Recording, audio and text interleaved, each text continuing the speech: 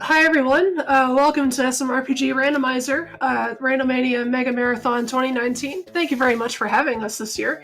I'm Pidge01, I'm one of the developers of the Randomizer, and I'm joined by Sinus, who's also a frequent player of the Render. I'm really sorry if I didn't say your name right, I'm really bad with pronouncing names. Nailed it first time, you got it. Oh, heck yeah, if I could only nail super jumps first time too. So we have two runners tonight, SMBI and MY Rambler. They're also both very frequent players of the Randomizer, both very good at it. Tonight we're using a flag set that is going to randomize a whole bunch of stuff. So all the key items like the keys to get into the castle, the bomb that blows up the second half of the mines, all that stuff is randomized. They're going to have to collect 7 star pieces in order to open up the factory at the end of the game to defeat the final boss and complete the randomizer, as well as a whole bunch of other fun stuff that you can check out on the website, which is randomizer.smrpgspeedruns.com, where all the flags are. It's pretty, it's kind of chaotic for a first time watching, so hope you guys enjoy. Yep, there's going to be a lot of craziness happening right off the bat. In fact, within the first couple of seconds, they'll be picking up their first key item right under Mario's bed here. It looks like a Greeper flag. So the Greeper flag is one of the 3 hidden flags in the original game that you can turn in to exchange for the Ghost Medal. But because the rewards that are given to you by side quests are randomized, we actually don't know what we're going to be getting. And SMBI picking up a masher here. That's quite good, plus 55 attack. That's a little bit of an improvement over the Masher's original stats. So one of the other features of this flag set is that the properties like the status, the numerical stats, as well as the buffs you get, like boost, immunities, so on and so forth, those are also randomized for each equipment. And that's especially good news for SMBI, who is elected to go straight for Mushroom Way and looking to clear some bosses and maybe some battles. So they'll have a much easier time making their way through there, having found a weapon early on that's reasonably good for this early in the game.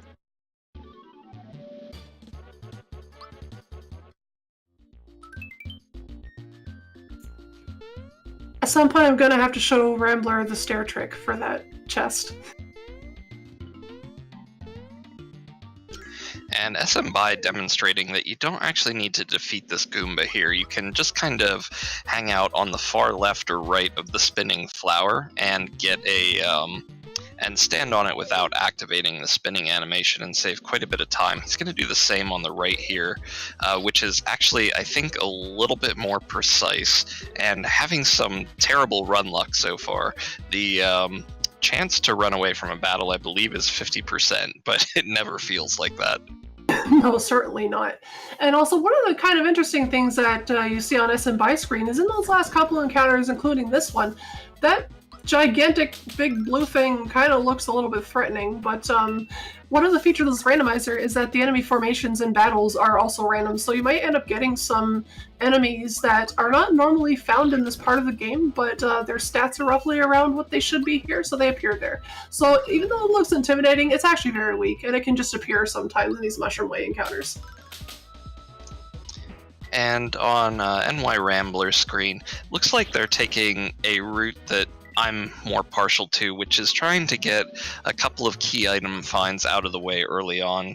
Not only picking up that item under the bed, but also doing the first song in Tadpole Pond and getting a look at some of the shops, which you'll also notice are randomized, along with a lot of great custom text that our developers put in to kind of enhance the strategy, especially the on-the-fly strategy. You can get both increases and decreases in stats, and you'll also potentially see some up arrows on the stats. That indicates that they are boosted, which carries the effect of a Geno boost on that particular stat, which can be pretty awesome.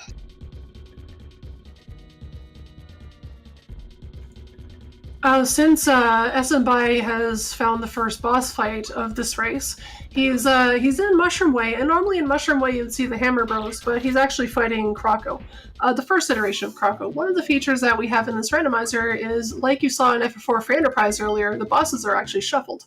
And also similar to that randomizer is that when you get a bus from one place put into another place, they inherit the stats of whatever was originally there. So in the Mushroom Way, we normally have 2 Hammer Bros with 50 HP each. So that means that Croco 1, who just showed up there, has 100 HP, which would be the 250s combined. And also inherits the status that the Hammer Bros had in that original slot. It's pretty interesting and can actually lead to some kind of strategic things. Like if you get a very magic-heavy boss at a slot that has almost no magic power, you're probably in for a pretty easy fight. And SM by picking up some thick pants from Peach's room. We've got a question from Drumbordus in chat. Is there at any point in time where you wouldn't want to take the boosted stat regardless of what it is? Certainly, and the earlier in the game, kind of the bigger difference it makes. So you could potentially get an item that has a very large stat increase that will vastly outweigh the boosted stat.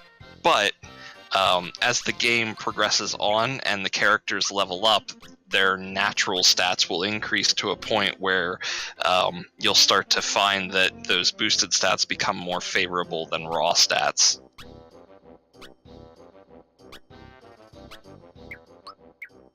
But it's certainly possible to get the best of both worlds. I think I've seen lazy shells and ultra hammers with over 100 attack on them, and also boosted attack, which is that's a gift from the RNG god. Yeah, that's kind of ridiculous. I've definitely seen that in a couple of seeds as well. If you're looking at some of the shops, you'll also see that the shop contents have been randomized, and everything just kind of shows up in different places. One of the flags that they're using right now guarantees that every buyable item in the game shows up at least once. So one shop minimum will have like the super suit, the lazy shell, etc. Those are all going to show up in at least one shop. However, the prices of items have also been changed to reflect what their stats and their buffs actually do. So you might see really, really good equipment found in a shop, but it might also cost like 1,000 coins. And Sean Cass has adeptly pointed out here that at Yoster Isle, at the goal line, which is where one of the hidden flags normally is, that key item has been swapped for the shed key, and NY Rambler is immediately going to go and check that, because this unlocks shops with potentially large inventories at Seaside Town. Yeah, the shed key is a very good find, especially because recently some of the logic in the randomizer has been changed to make it so that the shops in general will have fewer items, because it was just kind of overwhelming the amount of items that they had before. But however, still every item is guaranteed to appear in one shop. So you might find some really good things that are only going to appear in one shop, and those shops just might be the ones locked behind the shed key. There's a different logic setting with the shops that means that items that have better stats, and by better I mean that's calculated based on what buffs and stats they have, will appear behind shops that are harder to access, like these ones. They're not using that flag set here, but it's kind of also a cool thing that we coded into the randomizer to just give people options with what kind of logic they like to use. There are some early strats to get the gear. So some people will opt to just try and hit. Well, I guess the general strat, no matter what, is hitting as many chests as you can in a chest randomizer. That increases the likelihood that, one, you'll find a free item, which could be great. It could be an endgame item, or it could be a mid-tier item, or it could be the super suit. You never know. Or you could find things like flower boxes or high cost or high selling items, like the goodie bag can potentially show up. And vanilla, that sells for right around 550 coins, I think. And so you may also come across things that you can sell for a large amount. And so SM Buy and NY Rambler are both kind of checking the shops as they go, trying to make some mental notes on things they might return for. So SM Buy actually just found the Jinx belt in a shop and is contemplating how that's going to work into their strategy. They'll try and remember that that's at Rosetown, that it has has some pretty good defensive stats, a boosted attack stat, but no actual stat modification to attack. So that may or may not play a role later on. It'll also play a role depending on which character can use it. So early on, just trying to get information is one of the most important things, because you may find equipment or items that are really, really good, but you don't have a character that can use them yet. And SM BY is showing us the value of the Sia item in the randomizer, which is incredibly invaluable compared to maybe some mediocre or worse use in a standard run.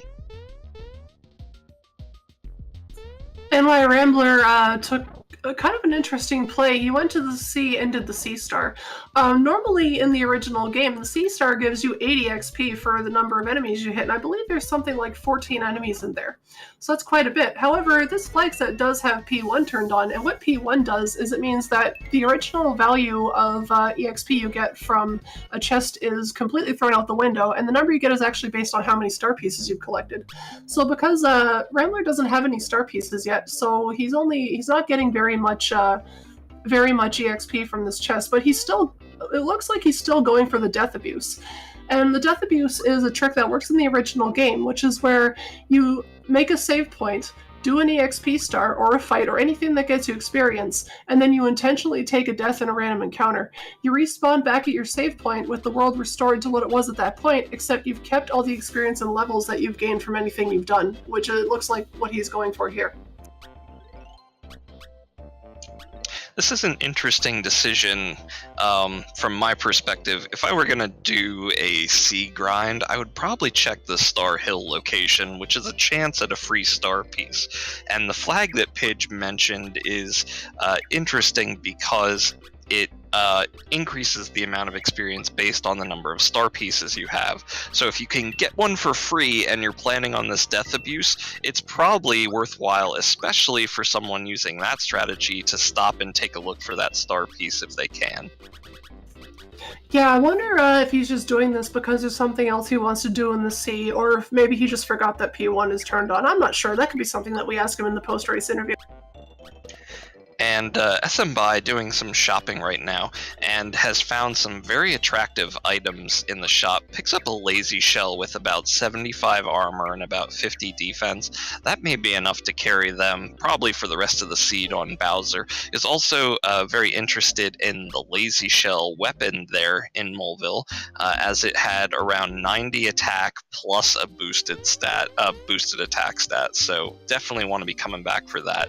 I didn't see who got to use the item, but now SM BY is going to show us some really good platforming in Booster Tower. This is probably one of the things that most randomizer runners start to learn how to do pretty early on. There's a bevy of chests in Booster Tower that are available, and doing these rooms quickly without running into encounters is extremely difficult.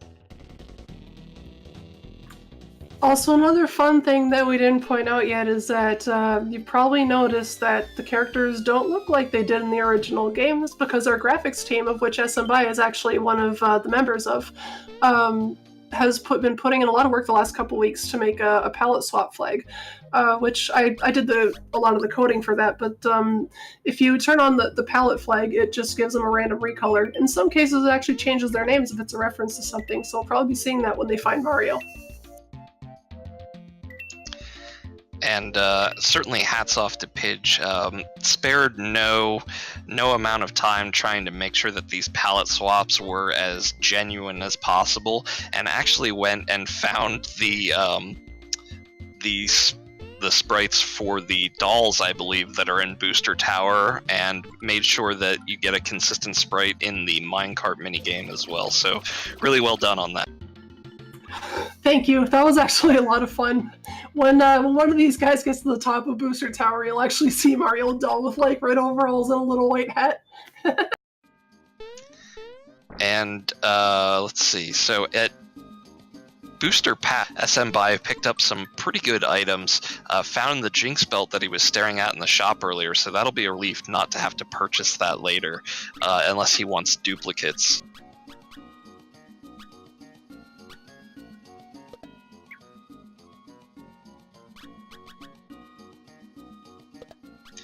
And so NY Rambler is continuing on their sort of key item hunt here, and this is kind of the tail end of your key item hunt, is heading into Nimbus Land.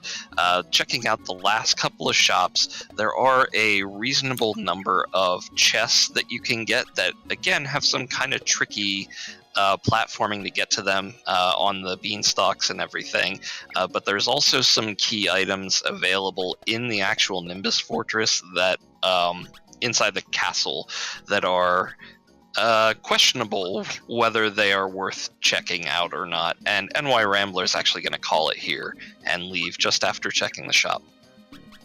Yeah, Nimbus Land is kind of a treasure trove of key items, especially with the KS flag turned on. It has 3 key items there in total, but each one of them you kind of have to do some really, really risky business for. One of them you have to dodge a whole bunch of incredibly strong encounters, and the other 2 require doing a boss fight. One of the things that I've taken to doing there is walking into Garrow's house, who is the statue maker, which I've always meant to ask now that I've got you here, Pidge. I noticed that the Mallow statues are randomized. Was that vanilla, or was that something your team did? That actually is vanilla. That happens after you clear out the castle in the original game. I see. Anyway, so we check into Garrow and do the Dodo minigame. And I usually do that to pick up an item, especially if I'm playing on a biased mode that Pidge mentioned earlier, where a higher tier of item may be more likely to appear there. But I pretty much do it every seed, I think, and then I hit the save point that's right afterwards, and then go and check those kind of deeper key items that are in Nimbus Land, and I'll save scum it if it isn't worth my time, like if it's a flag or a key that I don't plan on using, and items that aren't big upgrades for me. Yeah, that's like, that was definitely something I would try to do. Now, with the M2 flag that we have turned on, the keys and the dry bones, big boo flags and such are a little more useful because one of them may give you a shot at like the lazy shell or the attack scarf or something. There's 10 slots that are all randomized within each other as far as equip rewards go, and a whole bunch of those are key item based. But before that, they were just kind of, it's like, oh, I got the cricket pie, that's going to give me a froggy stick with no attack power, that's useless. But I was like, oh, I got a cricket pie, that might be the attack scarf.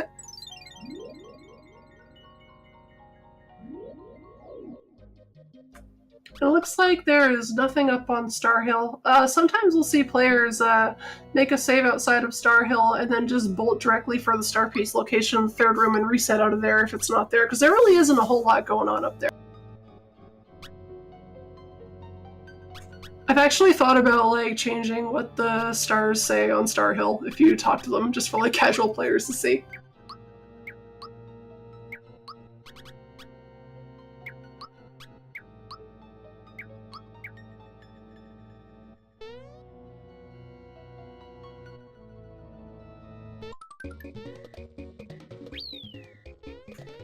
So it looks like SMBI also going for the Sea Star, which is interesting. Rambler did that as well, but neither one of them has collected very many star pieces, so it's kind of interesting play to see them go for.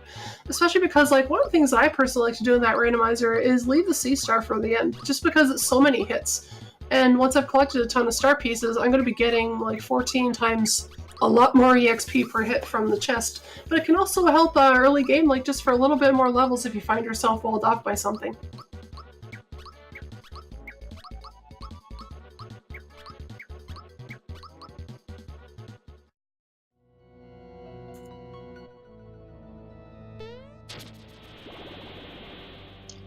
And it looks like NY Rambler is now heading into the game proper and trying to clear a couple of early bosses and try and get a leg up on some stars and try and get established into the mid-game. This is always a pretty nice place to check Bandit's Way.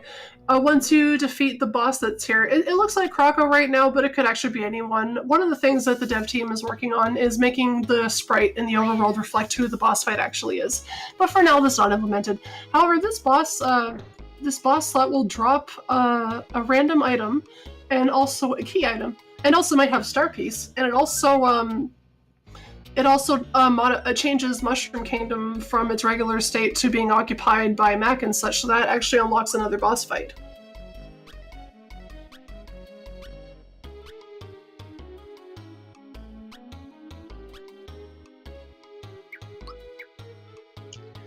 Yep, so this is going to be a pretty tidy Mushroom Kingdom for NY Rambler. Going to be trying to... usually the order is Mushroom Way, followed by Bandit's Way, followed by the Mushroom Kingdom. And hopefully you've found the rare frog coin at that point, but it's not a big deal if you haven't. Just to kind of clear that whole area so you don't have to come back to it later on.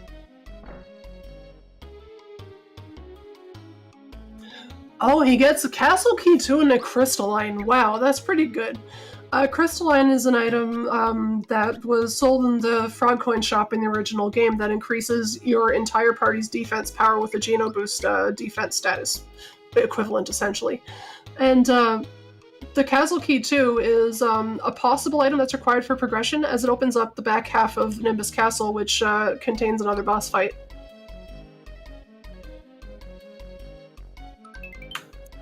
I think also one of the things that we forgot to mention at the start of the randomizer is that we don't know where the star pieces are. In the original game, you can find them in the Mushroom Kingdom, in the forest, in the mines, etc., but one of the main features of the open world randomizer is that there are a whole lot of bosses in this game, and there's 7 star pieces, and you don't know which bosses have the star pieces, so you gotta go finding them.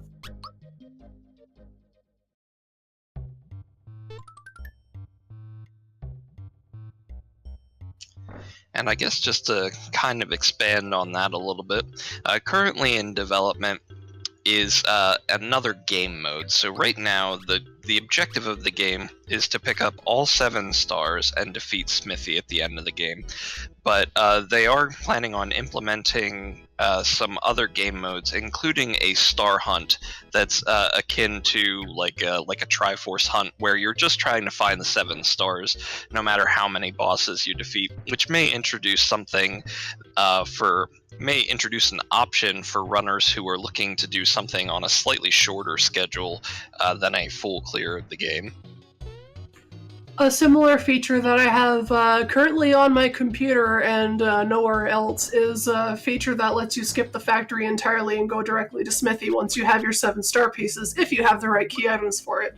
So that'll also be another thing that can kind of help out with those who don't have several hours to spend on a randomizer.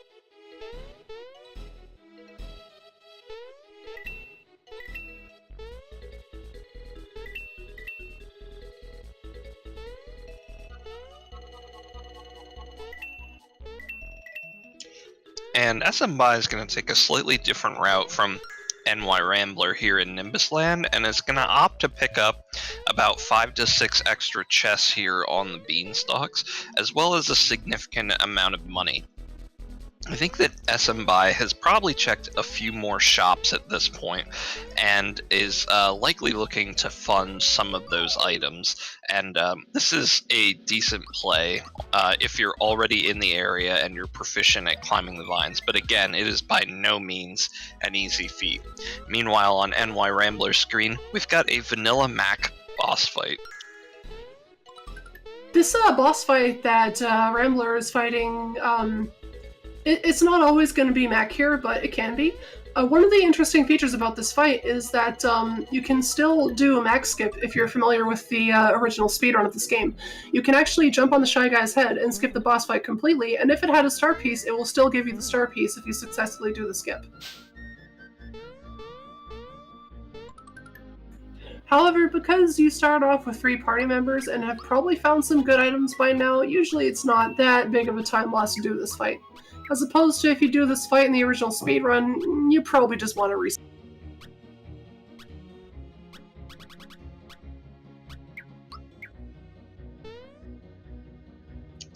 I guess now is a good time to point out that there are flags available where the developers have actually fix some of these vanilla bugs, so to speak. And speaking of the first star piece, it is also vanilla for NY Rambler at the Mac location. See, this is definitely a seed that I rolled because I've been practicing the most of the stuff speed run a lot lately, which is the only category you fight Mac in and get the star piece cutscene from. So I definitely must have done that on purpose, I guess.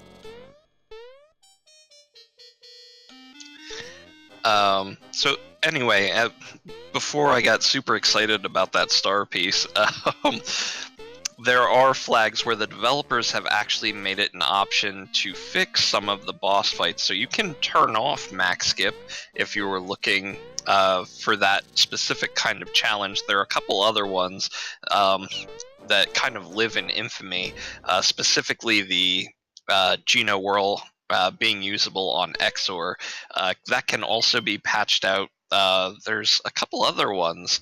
There's a Magic Koopa fix, which we should really fix Magic Koopa's name to Kamek. Is another thing I guess we should do. You know what? I can actually make that happen. Let me go write some code for that. I jest because Pidge always calls a Magic Koopa Kamek, and we think that the translation was such that maybe it was supposed to be Kamek, but it may have been lost in the American translation. I don't know what the exact story is. I don't know, but we should definitely do it.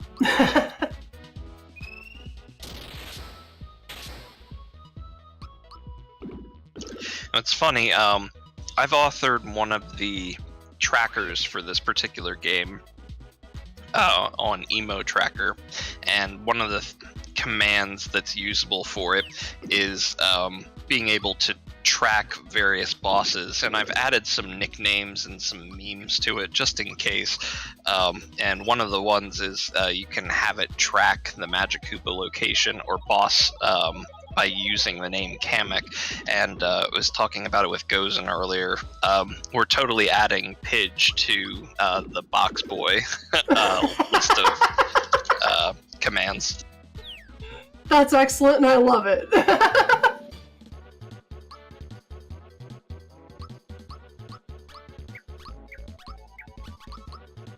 A couple times in the Discord, somebody has mentioned having seen me at a marathon or something, while talking to me, not realizing that Box Boy is actually me.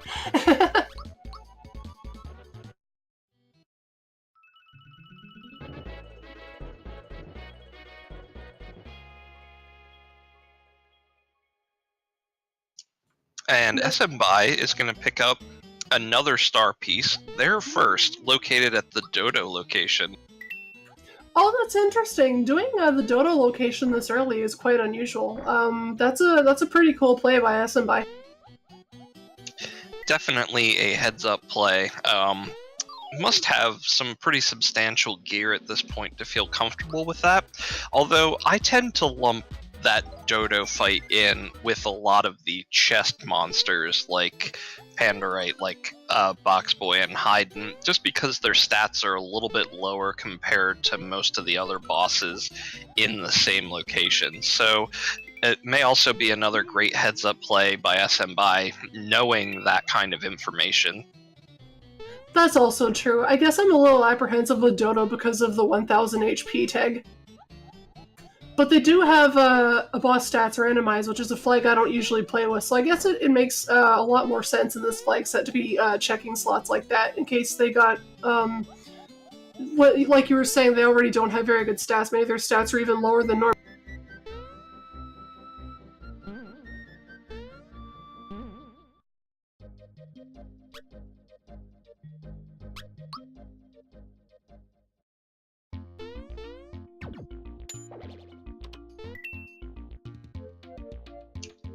And our runners are probably going to wave to each other here at some point. Both of them in Land's End.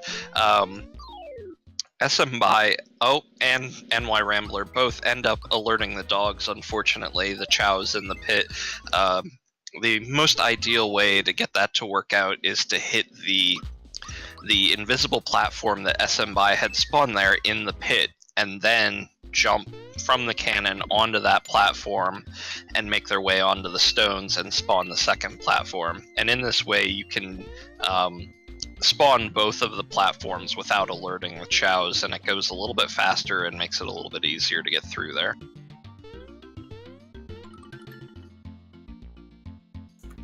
Rambler about to pick up another key item in the sewers. Oh, he gets Cricket Jam. That'll be nice. The Cricket Jam you can turn in for a random number of frog coins. In the original game it's 10, but we made it, like, I think a number between 5 and 15. Or something like that. It could be 5 and 20. I can't remember. But it's a random number. When you are going through Land's End, like SMBI is doing right now and Rambler was just doing a moment ago, once you knock over that final barrel near the end warping trampoline, it actually changes the contents of the chest in this part of the sewers, which is connected to Land's End. For whatever reason, the original game's developers decided to do that. So that's how you're supposed to pick up that key item. If you haven't been to Land's End yet and you try to get up there by abusing the iframes of the encounters around here, it will not have a key item in it.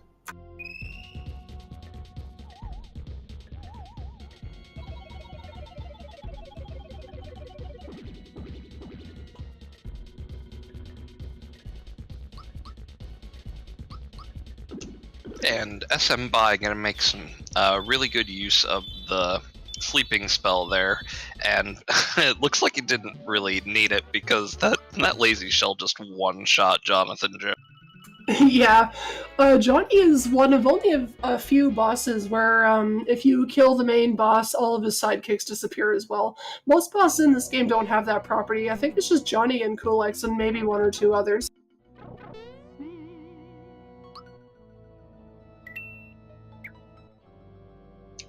And SMBI picking up a second star there at the location where they fought Johnny, which I think was Belome 1. Yeah, that was Belome. Rambler just checked the Pandorite slot and it didn't have anything.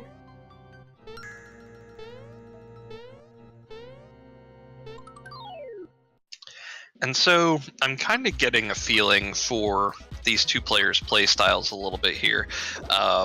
And NY Rambler certainly seems to be trying to make their routing efficient with respect to minimizing the number of fights that they have to do by checking a lot of those overworld star locations and trying to get some free experience to make their fights a little bit easier and go a little bit quicker.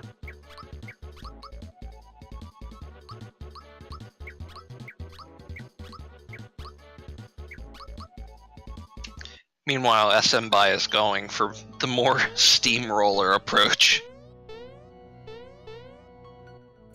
And I think that's big. That speaks a lot to SMBI's skill as a platformer in the Super Mario RPG randomizer, which is something that you don't really necessarily think about when you watch this game speedrun, or particularly this randomizer, is how much intricacy there is to platforming and how much precision there is, where that can really turn a good player into a great player.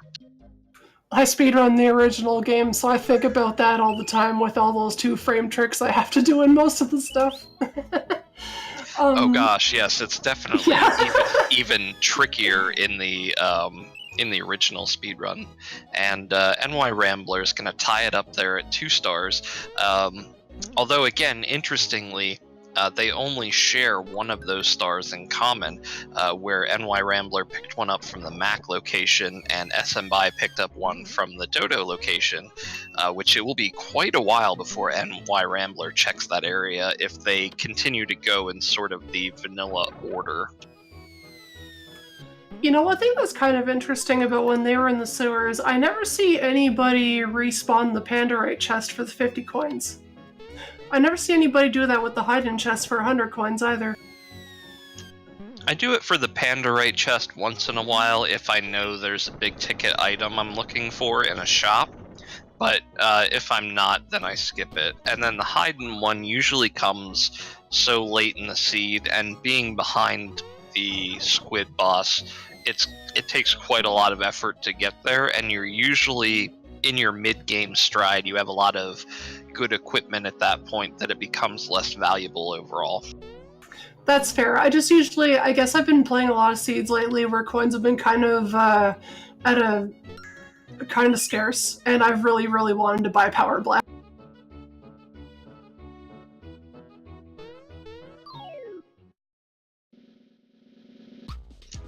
I think this might be one of those seeds as well. It didn't seem like they had a lot of early access to coins or good things that would sell, so this is a particular seed where I would almost certainly be doing that myself. But more often than not, rather than making a decision based on what's in a shop or what's on your wish list type kind of thing, you may be weighing a decision on what's 50 coins worth to me. Do I have a flower tab in my inventory? Am I going to build a caster, or am I going to stick to mostly physical attacks? And it may affect your decision making on how comfortable am I with selling the items in my inventory. And that kind of thinking and decision making will evolve as you play the randomizer more and more. This is totally random, but I just noticed SMBuy's file name is FF4head, and that made me laugh really hard with my mic muted. That's an FFZ emote that I made yesterday, and it's just forehead with Cecil's hair from Final Fantasy IV. It's just literally FF4head, and it's one of the dumbest things I've ever created. And I'm really happy that's his name.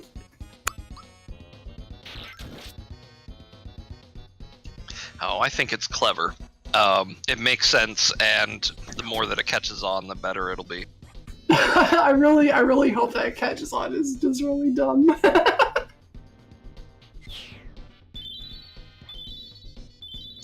And SMBuy, again, is absolutely decimating the bosses that he's up against. I think he did 700 damage to Birdo there. And normally, Birdo's got kind of a mid-boss fight cutscene where they talk to you and change up their attack set a little bit, and by spending a good amount of time seeking out very powerful items early on, SMBuy bypass that entirely and shave some key time off of their boss fight. We'll see if NY Rambler has a similar experience. SMBuy also got a new character for his troubles. You start off with 3 characters, and the last 2 that you're missing are behind the bosses at Mary Moore and the Forest Maze. And if you notice on SMBuy's screen, Mario's name is actually changed to Fire Mario. That's one of the features that we added with the palette swapping.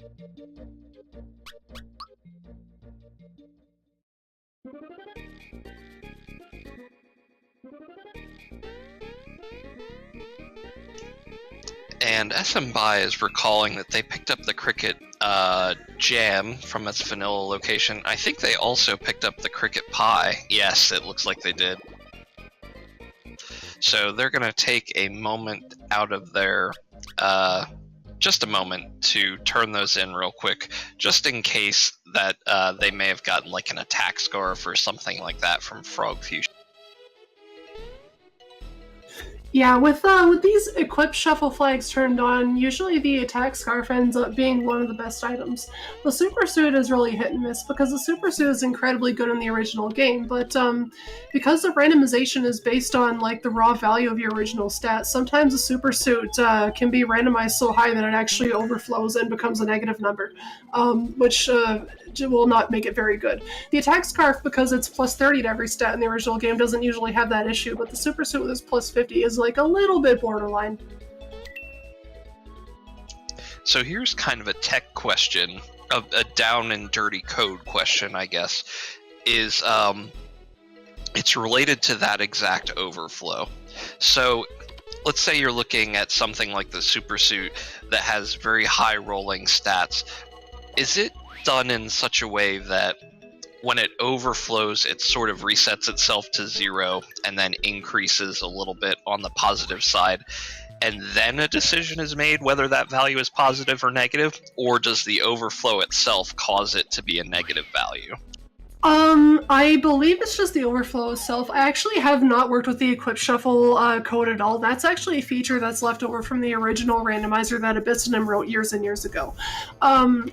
What I believe is happening is that it's taking the original stat and applying a mutation value to it. And the mutation value, I think, is percent based. So you could increase that 50 points by like 20% or something. And then there's a 1 in 10 chance that it mutates your new value again. And you can sometimes like hit that 1 in 10 chance so many times that it increases up to like 130 or something. But because it's a signed integer and not an unsigned integer, this is getting a little technical for people in the crowd that might not be familiar with computing math. But a byte is like can generally go up to the number 255. But if you want a byte to be positive or negative, then it can either go to plus 127 or minus 128. So if your number in your actual Python code gets set to 130, then the signed integer is actually interpreting that as like minus 4 or minus 100 and something. I forget like how it actually works. I haven't had to do that since like 12th grade, but that's just kind of how it is. Like the number in the Python code gets so high, and then when you try to turn it into a hex value, the game interprets it as something different because of how if data structures are formed. So that's kind of how like we get a good item overflowing into a really bad item.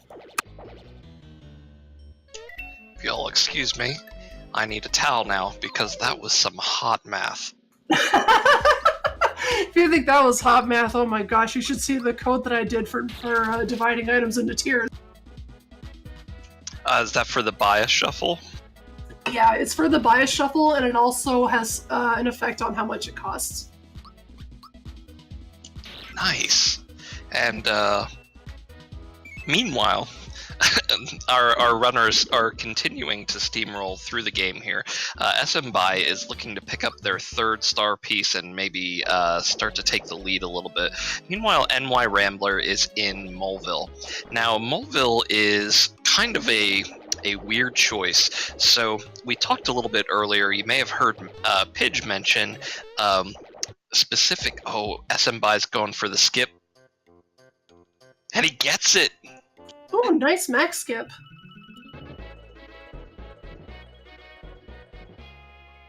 And he gets a third star piece for a reward. Very good. Excellent job. Sorry, what was I going? Oh, right. So the key items. So you may have heard Pidge mention that there are some key items that are special for different reasons. Sometimes they unlock various items in the game.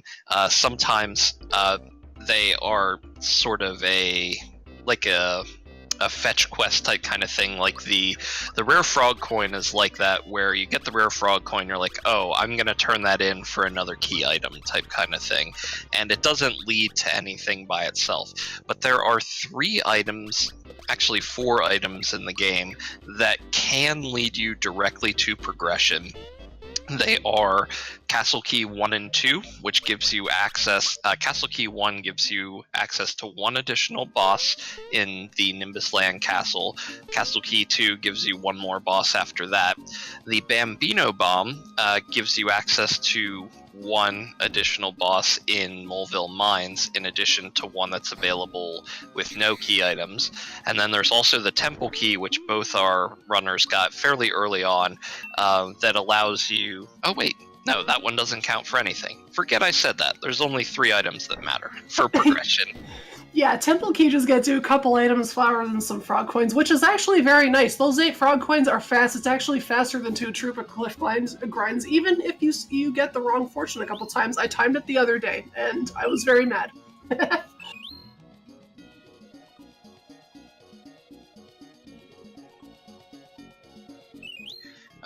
Whenever I'm doing speedruns, I'm trying to think of ways to cut down on time, and unfortunately Land's End is the first thing that gets cut. Unfortunately, there's only 1 boss in there, and the temple key, while it has some pretty desirable rewards, if you can skip it overall, it's a very large time save compared to lots of the other ones.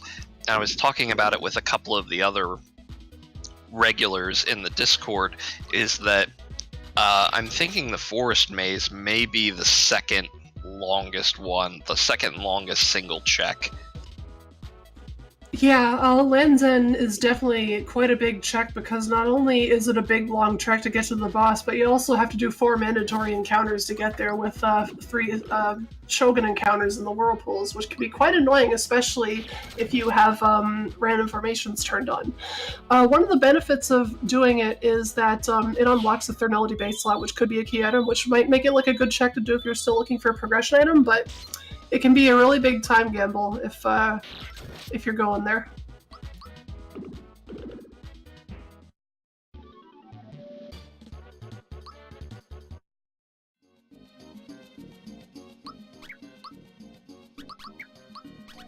So Esenbai gets his 5th character. Oh, it's Demon Mallow. I like that palette. Demon Mallow can wear the super suit and the Jinx belt. Interesting. I do like that the Jinx belt has kept its original property of blocking KO moves, which is quite useful for some of the bosses in the randomizer, like especially Countdown with its Fear Roulette.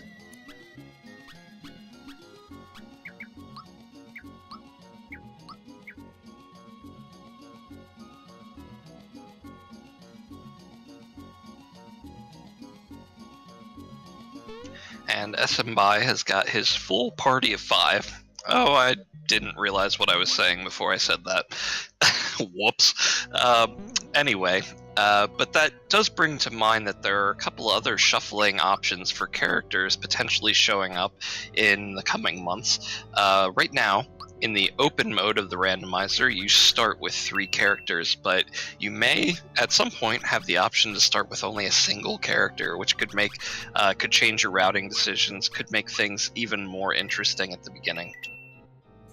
I'm really looking forward to being able to work on the No Free Characters flag. It looks like a really interesting coding challenge. I just don't have the time to work on it right now, but once I do, oh man.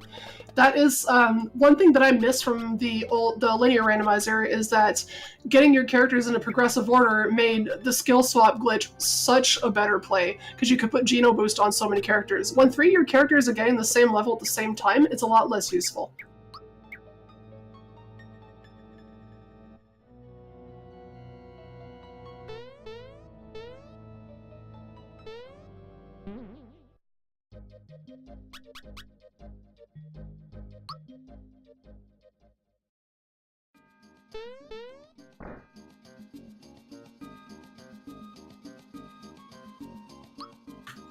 Oh, that 1 damage with the frying pan on the Spookum, that's difficult.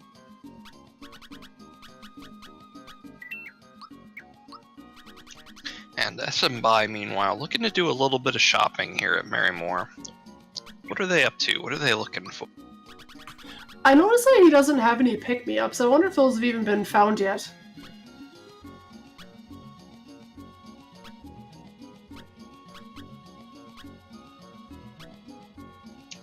Wow, that super suit rolled plus 127 attack and plus 127 armor. That is monstrous. That is incredibly lucky.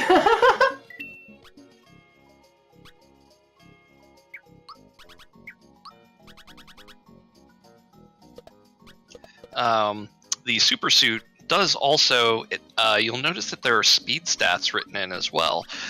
So the super suit, in addition to having plus 127 attack and armor there, also has minus 127 speed. Now, Super Mario RPG works in such a way that you can't be lapped, so to speak, so enemies are not going to get double turns in front of you if you have a very low speed stat or a negative speed stat, as the case probably is for the super suit users. But so that makes it advantageous despite that lower speed stat. However, it can get you into certain pretty difficult situations. One that's coming to mind immediately that I kind of worry about Esenbai for is if he runs into Axum Rangers or Gunyolk in a location with a high magic stat and they're not able to stave off an early breaker beam. I find myself making safety saves everywhere, even if I have like decent equipment, just because like you never know where the Axum Rangers are lurking with that breaker beam. Same with Gun Yoke.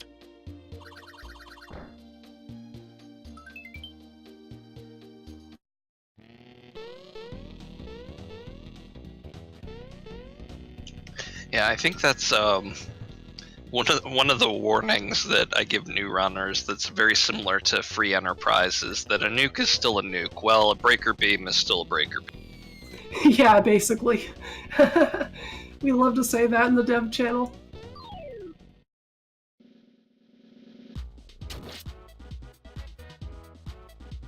I'm a big fan of these two file names that they have going on.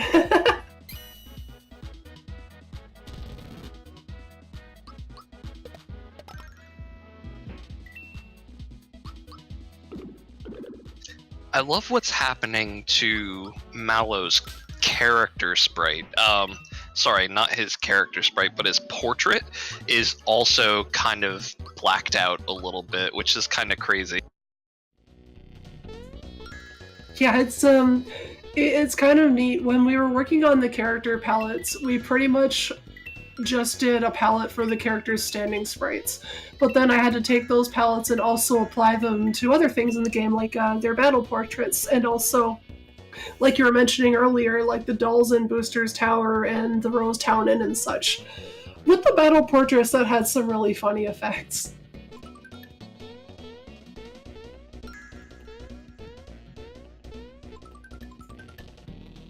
Oh, looks like that chest was a little bit plugged. That one's a weird one.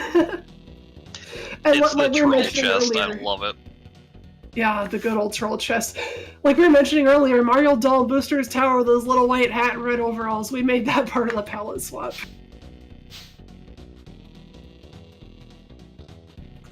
That was like a lot of the different sprites in the game relating to the same character use the exact same palette order, but the Mario doll does not. It actually has its own palette. So I had to I had to do some extra math and figure out like which part of the palette is going in which slot for that sprite, and that was actually kind of hard to do. It was really, really hard for the minecart.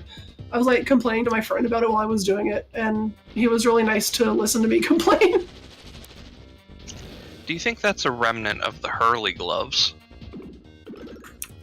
I'm actually not sure about that. I've never really thought about that. That's the only reason I can think of that it would be different is because it's like a shared resource like that. Actually, yeah, the shared resource is an interesting thing. It's also why that I didn't do any palette swaps for the ending credits, because some of the sprites in the ending credits actually share a palette. So that meant that like doing Mario and Peach as their custom palettes in the ending was not actually possible because their colors were different. That's incredible. I had no idea that they were using... I hesitate to call it in-game hardware, but using shared sprites for the ending. That's really cool. I didn't know.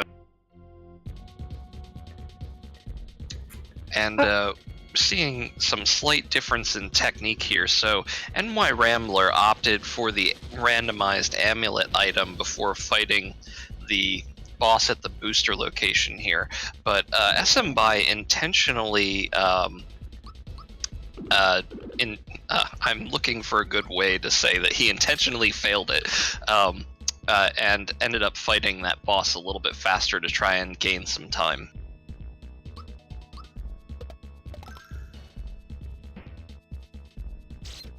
Yeah, I think both are perfectly good strategies. I think like actually doing the current mini game is not a bad idea if you're playing on TB especially, but they're playing on TC. However, even in TC, items that you get from side quest rewards, like doing the curtain minigame, are weighted to be tier 3 items. So when they're tier 3, I think it's like a 60% chance of tier 3 and like a 20% of tier 4. So if you're doing like a side quest item, there's like a higher chance that you'll actually get something good from it. But you might get total garbage too.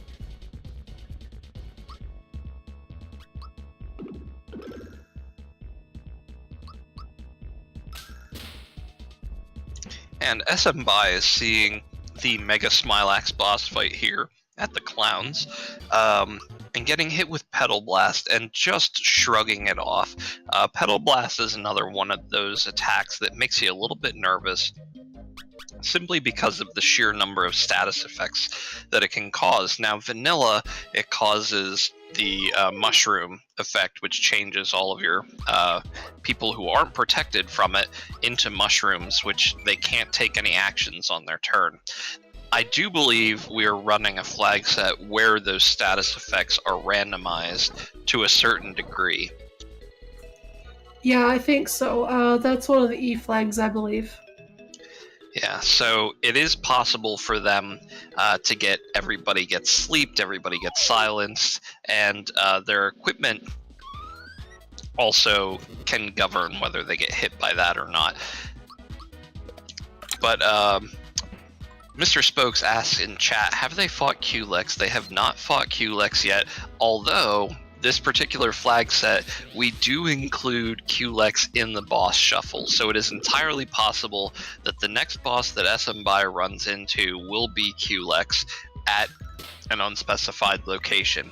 However, the Culex location that requires the shiny stone is not required in Logic, and that has to do with how the boss scaling has been done. So the Culex room has some of the highest stats, if not the highest stats in the game, and it can be pretty treacherous to get certain bosses there, and so it is considered a hard or expert flag to go against, to have a star piece potentially show up at the Culex location.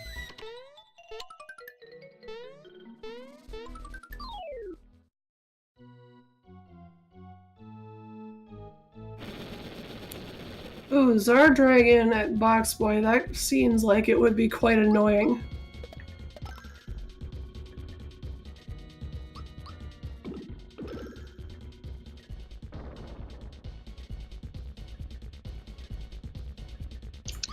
Fortunately, as we kind of touched on earlier a little bit though, the chest enemies tend to have slightly weaker stats overall compared to normal, more mainstream bosses, and so it really only took one lazy shell to put the Zar Dragon in the ground, and Zombone didn't even get to cast what I consider its most dangerous attack, which is... Yeah, Zombone also has a lower defense stat than Zardragon. In the boss scaling, when you have several different enemies in the same fight, their stats are still proportionate to each other in the way they were in the original game. And that proportionality is applied to whatever they inherit from the slot that they're in.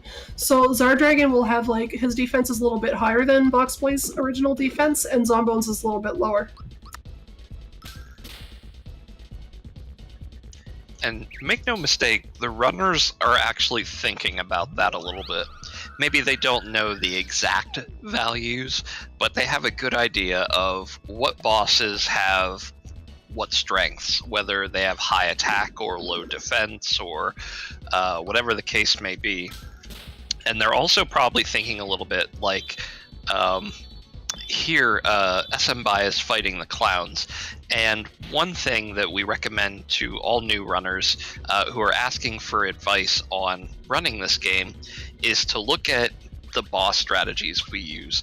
So SMBI does what I do, which is you always take out Great Guy first. Now Great Guy rolls higher HP than Knife Guy, but Great Guy arguably has more dangerous attacks for two reasons. One, they can cause status effects, as you can see, and two, Knife Guy's attacks tend to be has more attacks that are perfect blockable.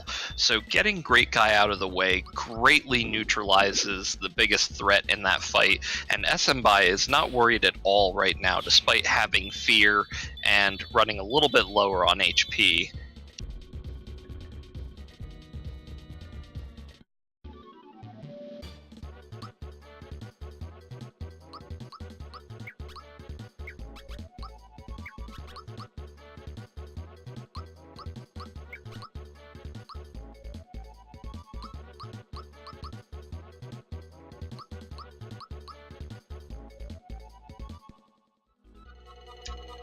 as we're seeing some level ups on SM by screen, I'm reminded that character stats are shuffled in a number of interesting ways. Their base stats are still somewhat representative of their vanilla stats to a certain degree. They're randomized from their vanilla stats. It's not completely random from what I understand. But their gains, every level up, are randomized, and then the choices, the bonuses that they make, are also randomized. So you could have somebody start out like Bowser, who tends to have a high starting attack stat, end up being a magical caster by the end of the game because of the amount of gains that they're making in magic attack, and perhaps the number of bonus rolls that end up being magic attack.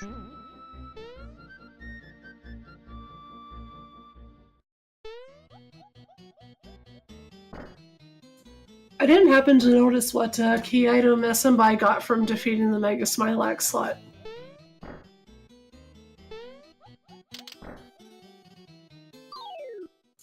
But whatever it was, it looks like he's got enough to go through Nimbus Castle now. Oh, look, it's me!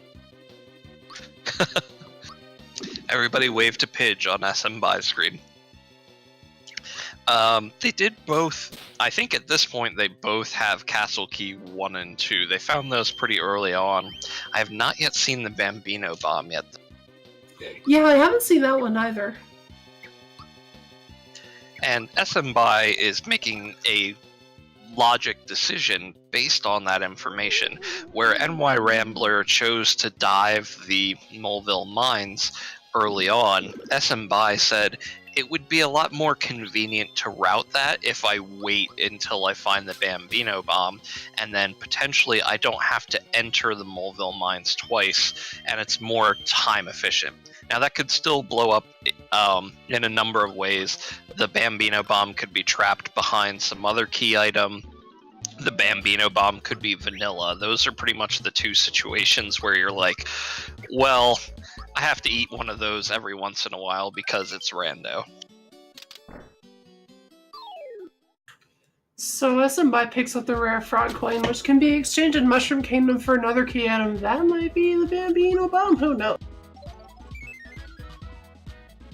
This also could be a seed that kind of trolls us and has the Bambino Bomb on Melody Bay 3, which is not unlocked until after you complete Land's End.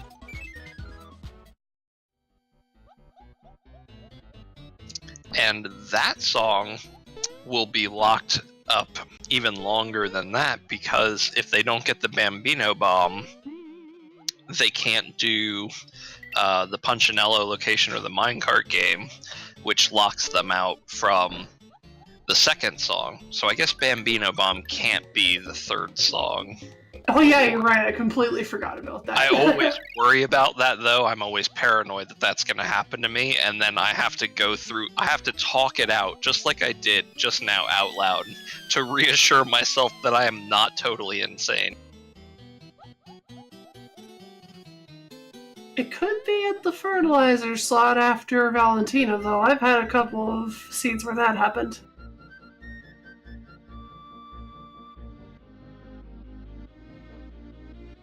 And this is getting close to one of the last possible key item locations that it could be for SM by at this point.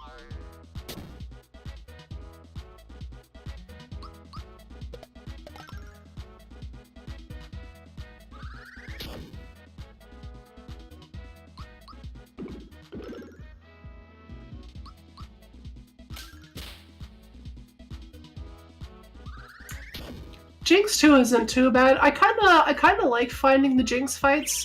I mean, I don't really like it because he's quite annoying to fight, as he has a 33% chance of countering any damage. But all of Jinx's attacks are perfect blockable, so once like you've kind of played versus him enough, he kind of becomes a little free.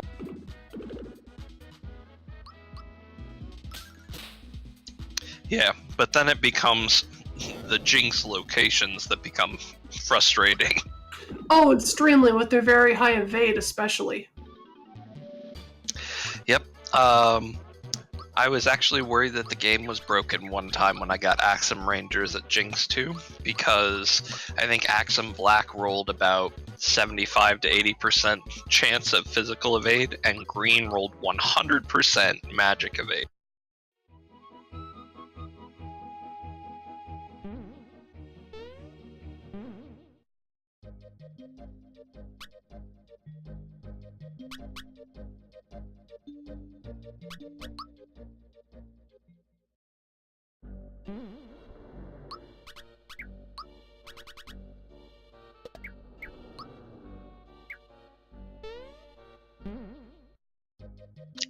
Now that SM Buy has cleared out a lot of the locations that will give them key items, it looks like they're starting to look at things like the ship that have lots of bosses available in them, but not necessarily key items that may lead them to progression.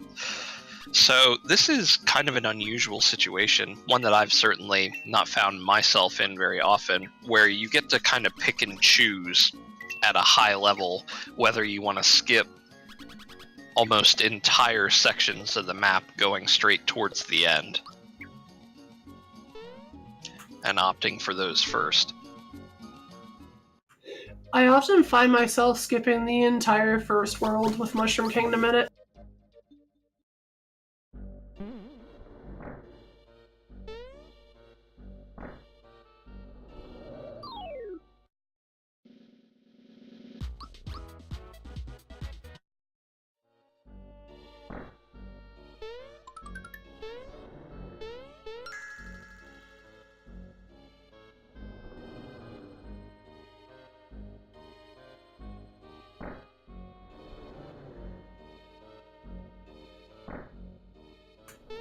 That shaman in the sunken ship, by the way, is the exact same shop as the one in the sea area. They're always the same. He's probably my least favorite shopkeeper because his dialogue changes depending on whether you purchase items from them or not. Actually, that's only true for the first one, I think. Oh my, Exor at the King Calamari location, that's no fun. I surely hope that SM Buy has a character with Geno World handy. Yeah, King Calamari is like one of the more difficult slots that you have to fight in the randomizer, because it is decently early on in the world stats-wise. However, because the original boss is made up of 8 tentacles plus a giant squid, all of which are required to kill for the fight, the slot has a total of, I believe, 2,400 health that you have to of damage that you have to do. Exor is terrifying because it has a lot of spells that are very powerful. So even if you find Exor in a slot that is not very strong, sometimes, like, if you don't have the right gear, which SMI certainly does, but if you don't have the right gear, Exor can be treacherous. Even at a low HP slot, even at a low stat slot, like, Corona's still Corona. But he's strong enough that a single attack took out the eye in one hit, and now he's just kind of wailing on the Exor hilt, because it looks like nobody has Geno World to be able to one-shot it. Grandra asks in chat, can this 100 super jump item be a key item? As of right now, I don't believe it can be under any of our current flag sets. It can, just not in this flag set. Okay, so I stand corrected. There is a flag set where you can randomize the key item locations to a very large degree. They could be found in any chest in any location that's accessible to you through the open randomizer, including the 100 super jump location. If you're into that. I'm not. The only circumstance under which that can happen is if you have the TK flag turned on, which randomizes key items into any chest or side quest reward location. You also need to explicitly turn on a flag that includes the super jump dog in that randomization, because it is not included by default. And you also need to not have the M flag turned on, because the M flag overrides everything and puts the super suit attack, Scarf, Lazy Shell, etc. in those locations. SMBI picks up their 4th star piece from the King Calamari location. Probably our first star piece in about a half hour or so, I'd say. Been a lot of just grinding out boss locations, but they're certainly running out of ones to check at this point, and are likely to start seeing some pickup in that hope.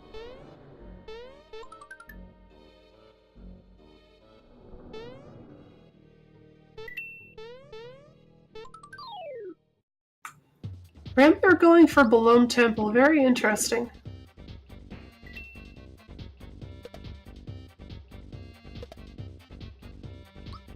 Yeah, I believe Rambler picked up the Alto card at the Yuridovich location, and the Alto card, it adds more items to the juice bar shop in Tadpole Pond. The Alto card, Tenor card, and Soprano card are progressive key items that each do that.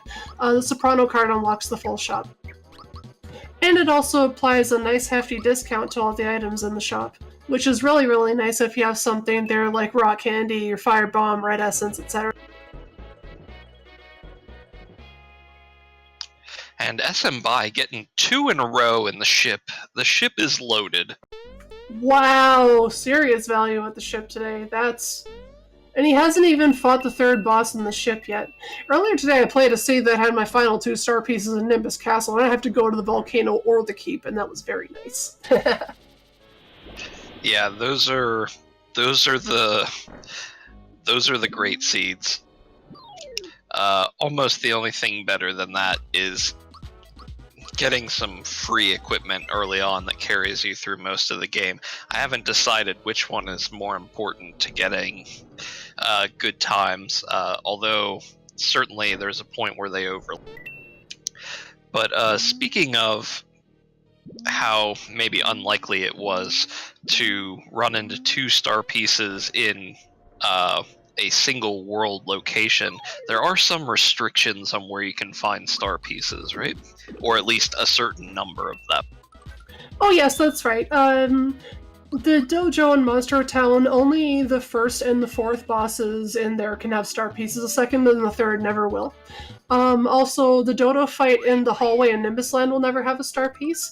The Mimics all have star pieces, with the exception of if you do any of the slot machines in Bean Valley and you fail completely and get a box point encounter, you also won't get a star piece from that. I had a name all picked out for this scenario and everything. I called it Godstrowtown, and Pidge shattered my dreams during the showcase last week when I found out that that can't actually happen. I mean, you can still get 3 star pieces in Monster Town if you have the Cool X flag turned on. Thanks. That's some consolation prize. Meanwhile, though, we'll see if SMBI gets the God ship here and gets 3 pieces in one. I'm super excited.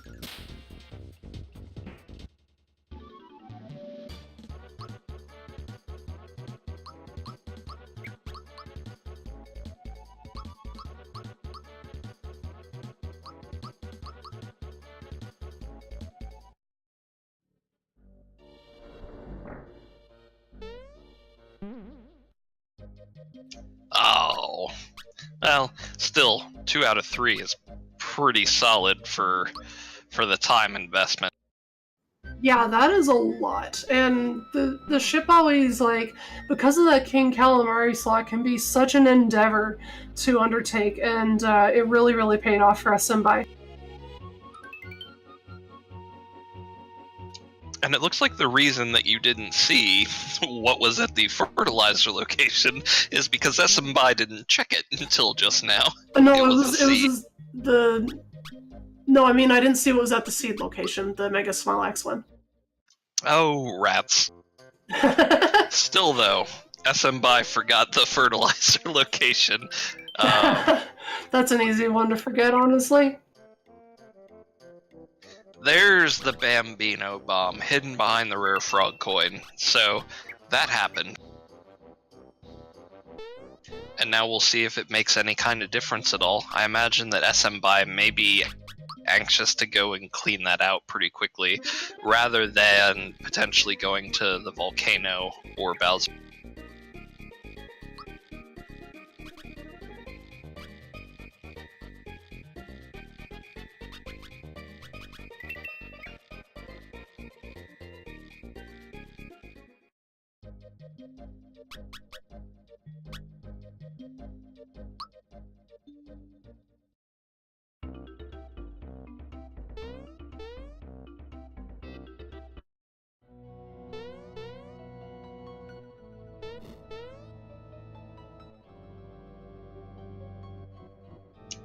And so on NY Rambler's screen, you can kind of see what Pidge and I were talking about earlier, that this is a pretty big time sink, and time will tell whether or not this has been a worthwhile endeavor.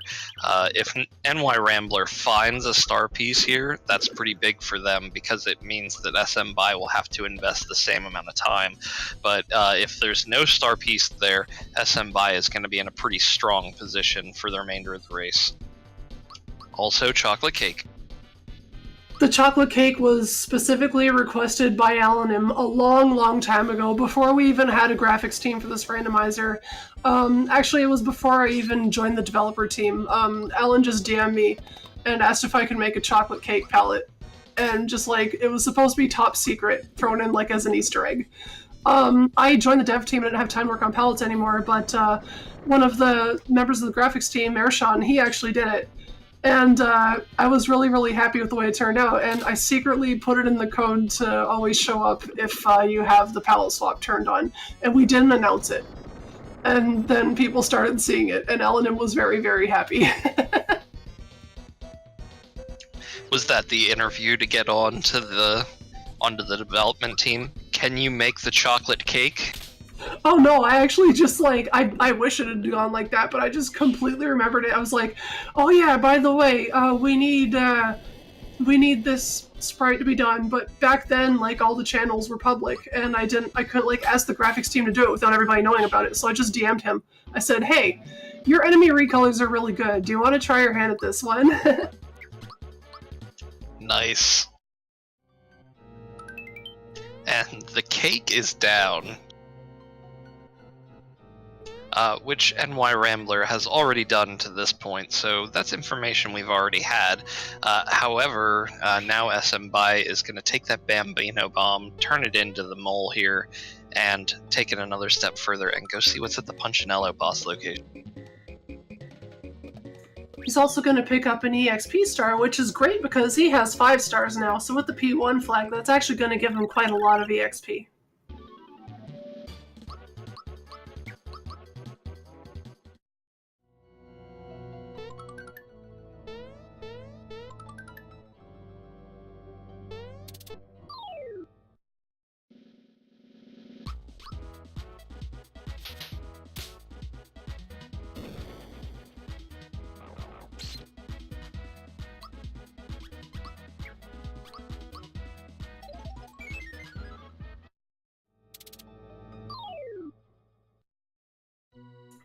So I just saw that somebody found the Lamb's Lure in a chest. The Lamb's Lure doesn't get a whole lot of use, but it's AoE version of the sheep attack that just has a certain % chance, depending on the enemy, of just removing enemies from the field entirely.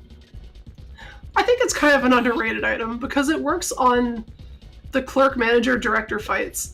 And if you're like me and you play without enemy stat and weakness shuffling, you can just put them to sleep and cast the sheep attack so they don't resummon them, and then just like use specials. And it's a really fun way to cheese those fights after how rude they were to me at the Kulek slot.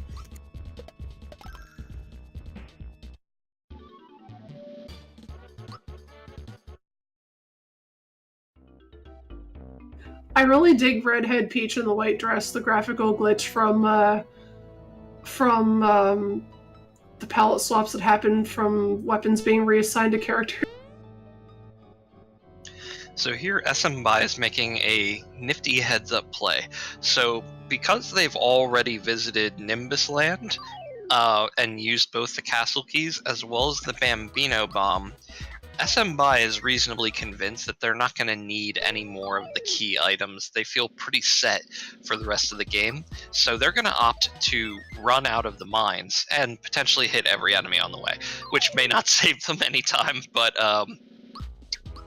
in choosing to ignore the minecart minigame and hoping that that doesn't lead to anything that they'll need. Certainly they won't need it, but they're turning down some more luxury potential item rewards there in favor of hoping to get some speed.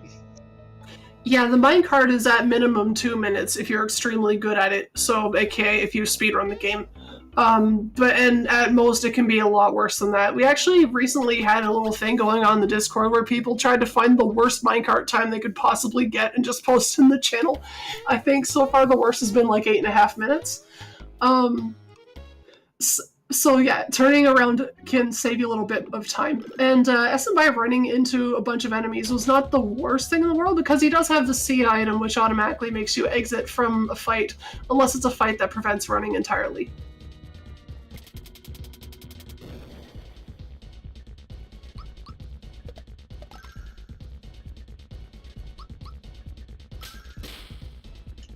And moment of truth for NY Rambler, going to find out whether or not the Belome 2 location yields a star piece or not.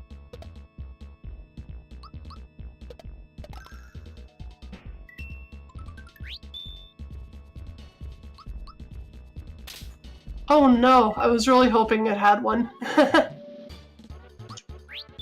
Yeah, that's unfortunate. That's gonna be difficult to overcome. Meanwhile, SM Bai picks up a lucky egg game.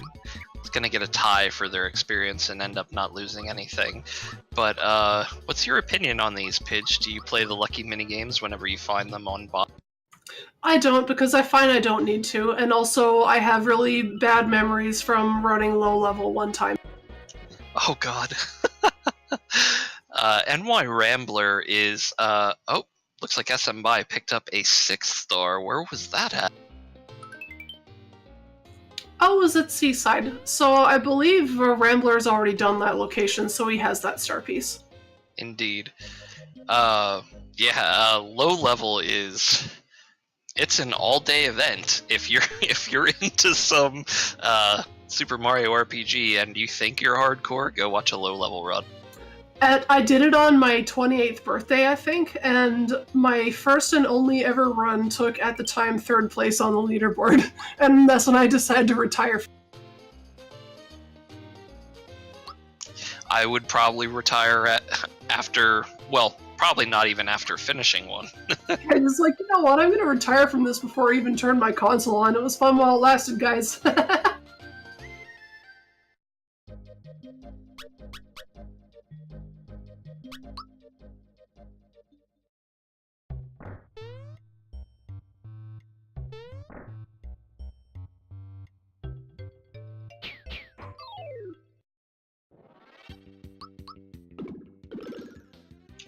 So SM Bai is checking the Jagger location here and going to be really hopeful that they find it on the first fight. If not, they're probably going to have to do all 4 of them.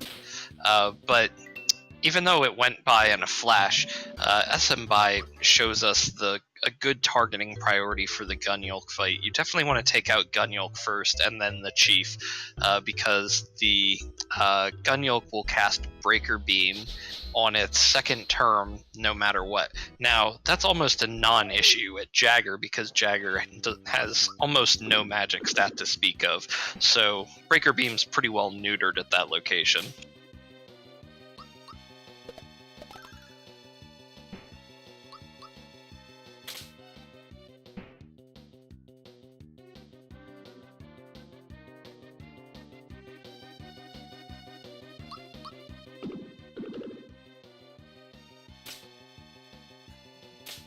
These tentacles on King Calamari are gonna have probably double-digit HP, considering that it's like a 600 HP slot divided up 9 ways.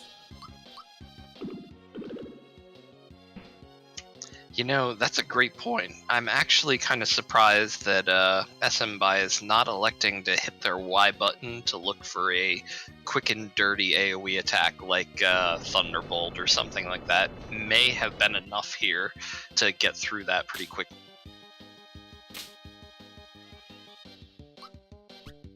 And it looks like NY Rambler is setting up for their end game here. They've got 2 super suits, and it looks like 2 characters who are eligible to use them, Mallow and Peach, and trying to get them worked into their party as they make their rush towards the end game.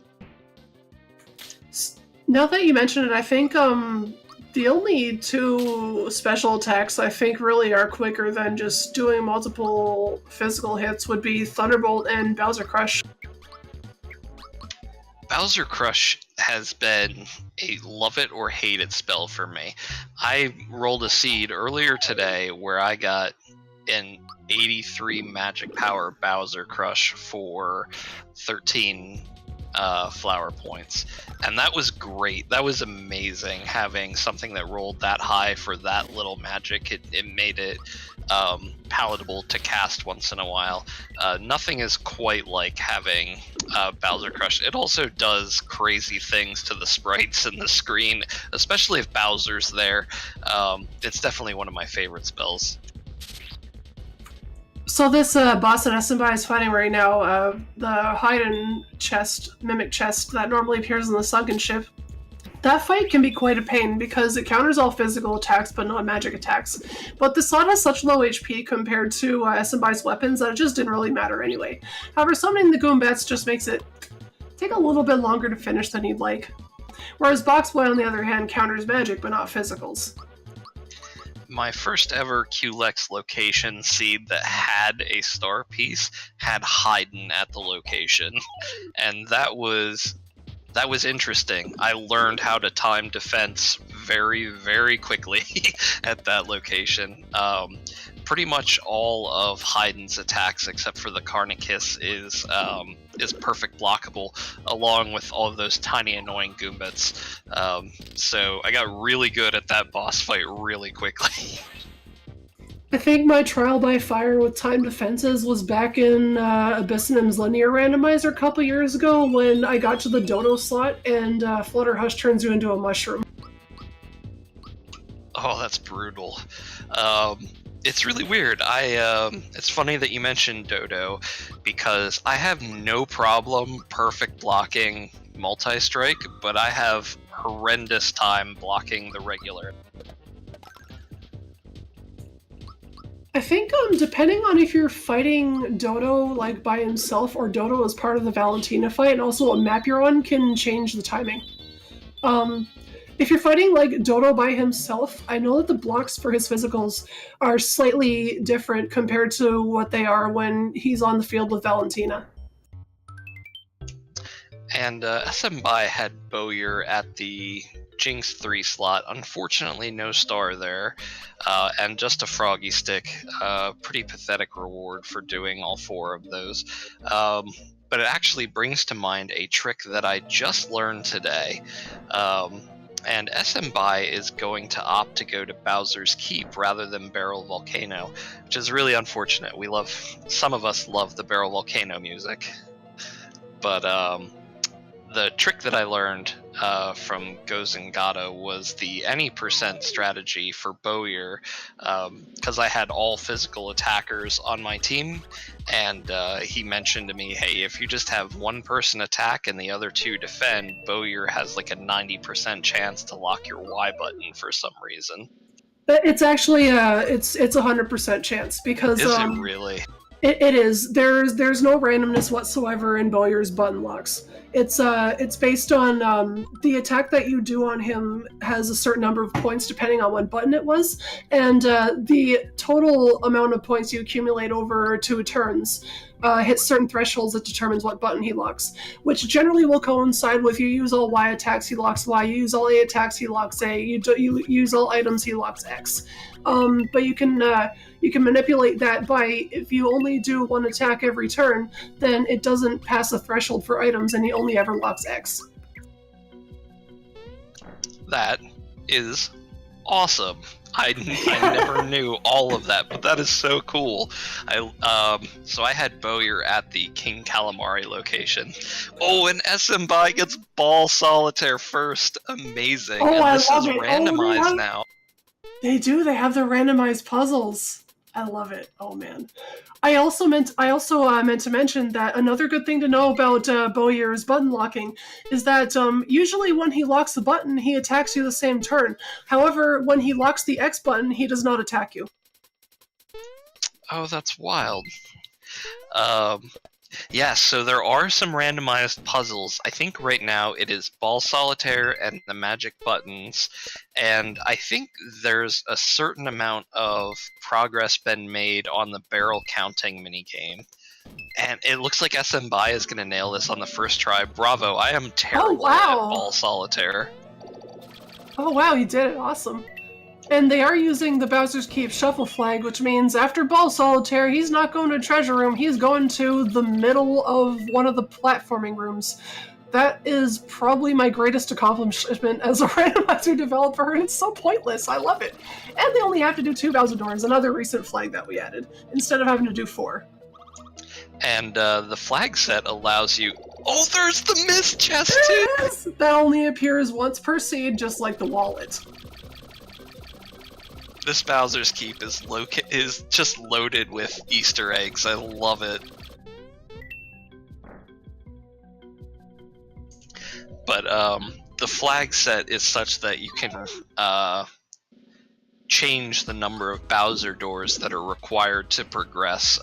Currently, the racing flags that we use, which are also used in this particular race, are 2 doors. So SM Bai is on their 3rd phase of their first door, and they'll have to clear 1 more before moving.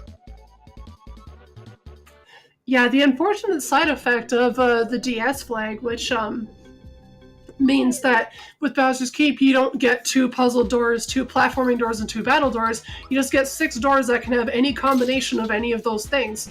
So he got a puzzle door, a platforming, he got a puzzle room, platform room, battle room all in the same door. That means, sometimes you're going to get battle doors, and you can't really do any RNG manipulations to avoid them. I can tell you I would not have been as brave as SM Bai there. If I saw Ball Solitaire first, I would probably soft reset that immediately. But, yeah, that was pretty cool that he got that first try. Let's see. There are a couple other of the Bowser Door minigames in the works. I think they're working on the Marathon. I don't know if the hints are going to be changed at all, or if they're going to change what's going on with that, but that's a possibility, I think. Also, the quiz questions. Oh, that one's near and dear to my heart. They were accepting... when I say they, I do mean to include Pidge as well, so I guess I should say y'all. Y'all are working on adding in custom quiz questions, which is really cool, and we're asking for those from the members of the Discord, and we had a couple doozies in there already. I have written down every single suggestion you guys made. They're all in our development to-do list. Speaking of the quiz game, I wonder if we'll see your favorite question. Oh, let's not even go there. I saw that one when I was doing speedruns yesterday. That's my favorite one. The man at Marymore getting his picture taken. What's his least favorite thing? It's getting his picture taken. Man, I hate mowing the lawn on Sundays. I don't even have a lawn. I live in an apartment building, so I especially hate mowing it.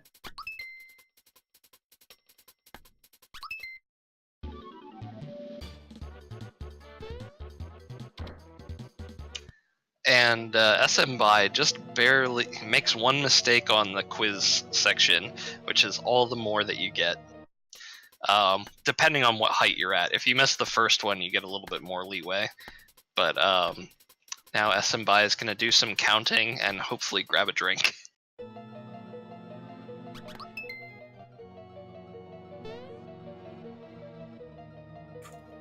I'm so tired of this puzzle after programming this Bowser door flag. I was at the point where I could just look at it, know within a second how many there were, and just hit my emulator speed up to get through this. That is... That's crazy. I have to count every time, and I would never be in a position where I would trust my own intuition to do that. I guess in an emulator I felt a little bit safer because I was really just testing out a feature. I could save state if I want to. And SMBI gets pretty lucky here and gets 3 quiz doors in a row, and not just any quiz doors, the quick ones. So that's some pretty good RNG to only have to do 1 battle door out of 6 possible. Yeah, that's pretty awesome. Excellent RNG. The order of the doors, the order of the rooms behind each door are set at the time the seed is rolled. So while their order, like the door order can be different, like these 3 quiz doors will always be together in the seed no matter which door ends up leading to it. Oh my. And picks up another lazy shell from that chest, but it looks like there are not enough users of the lazy shell to make good use of it. Well, that could be some free money. Indeed. But SMBI has now cleared the major hurdle of Bowser's Keep here, and it has 3 bosses and a shop left, basically.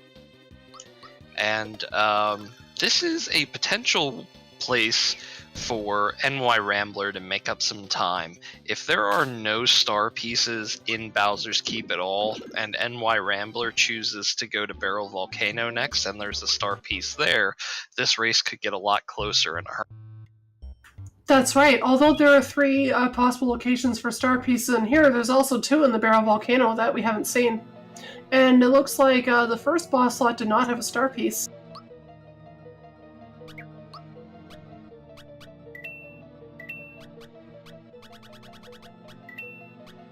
And wow, Croco's Shop 2 having a gold mine of stuff. I saw fire bombs, I saw the star egg, I saw red essences. This guy has everything. That's pretty fantastic. I do like how when you're looking at who can equip stuff, there's still only a certain amount of space designated for each name, and it kind of overwrites the end. And it kind of looks like it's saying Fire Mallow can equip stuff. That's awesome.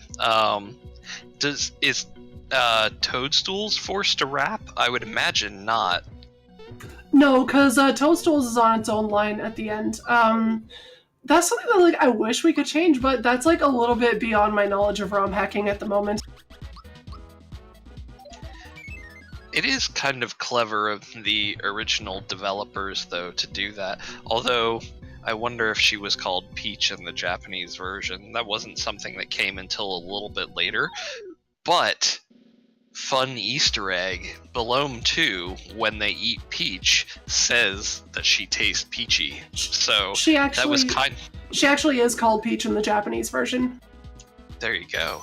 And that was the first even remote reference that we had in America that Peach may have been called Peach, or would eventually be known as Peach.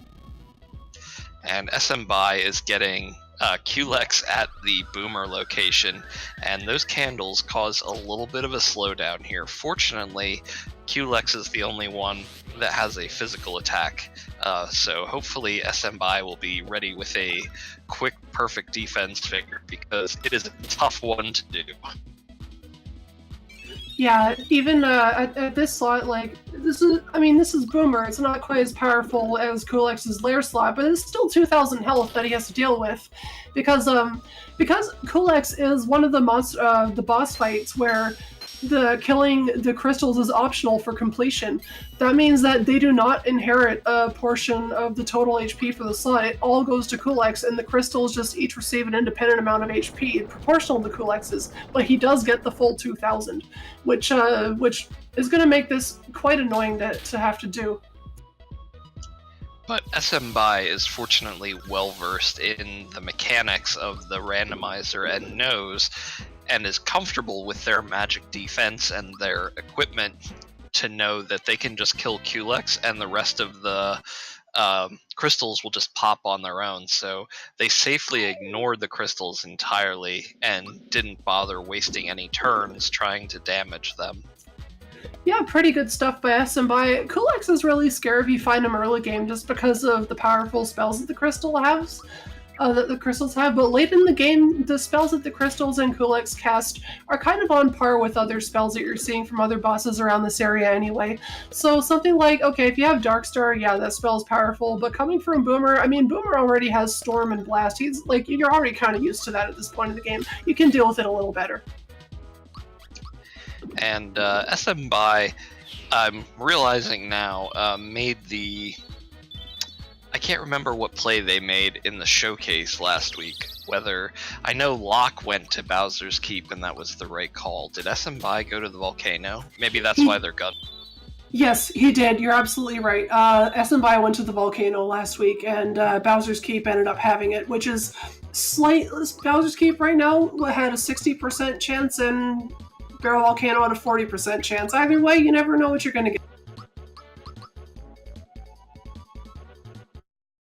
And this is the moment of truth. We're going to find out whether we get some sweet Barrel Volcano music. And we are. So it looks like this time Bowser's Keep was not the right call. But that's just kind of the luck of the draw with looking for your last star piece when there's 2 major dungeons left that could have it. Wow, and SMBI is scorning the Barrel Volcano play, refusing to do it, is gonna prefer to check Land's End first. That is a quite interesting move from SMBI. I would imagine that for the same reason he checked Bowser's Keep early, he would want to check Volcano early. But Rambler actually has already done Land's End, so if he chooses to go to Volcano, that could give him a big advantage. This is almost a best case scenario for NY Rambler to catch up here. But it looks like Rambler still has to do Nimbus Land, so I guess he's going to traverse through that before he decides to attempt the Volcano or Bowser's Keep.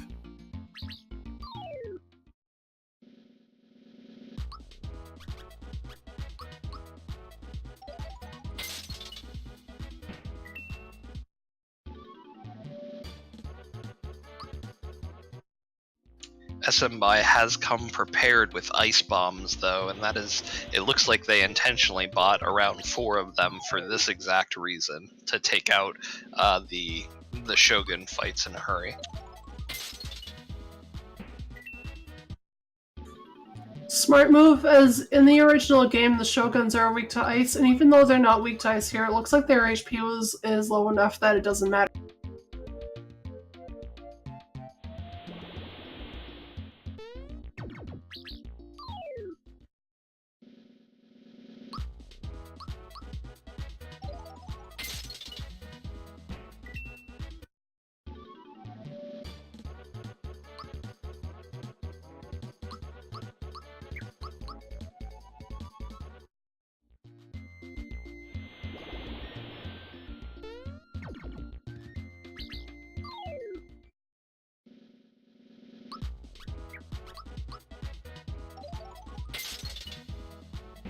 So interestingly, NY Rambler, I believe, has the option to Geno Whirl the spawn monster from Box Boy here. We'll see if that ends up happening.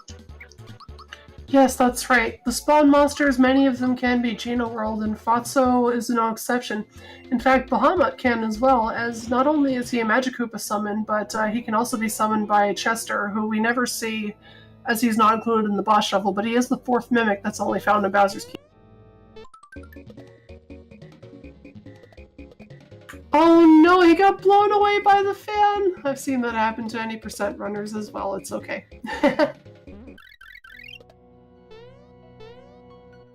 It happens to me a minimum of 3 to 4 times a run.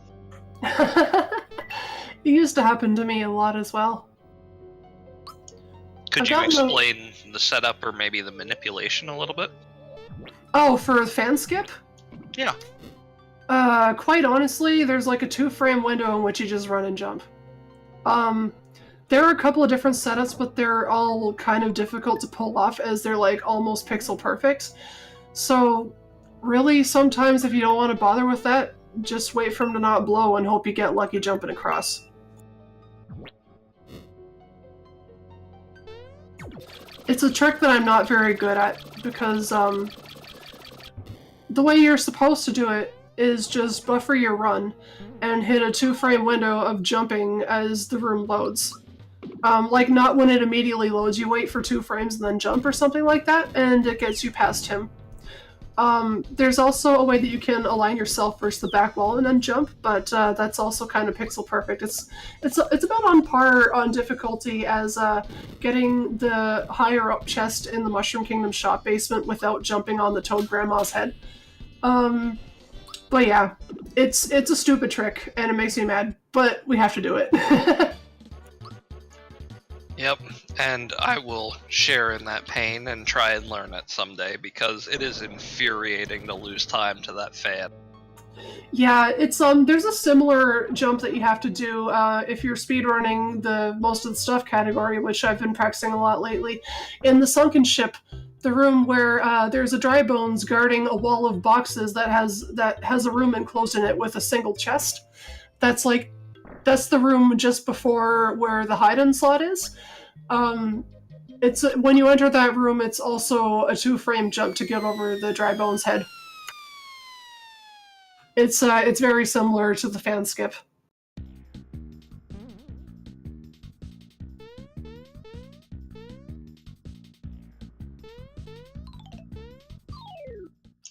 And SM by finally resolving to enter the volcano. He's gonna do it. I'm really curious to see where Rambler goes after he finishes his boss fight.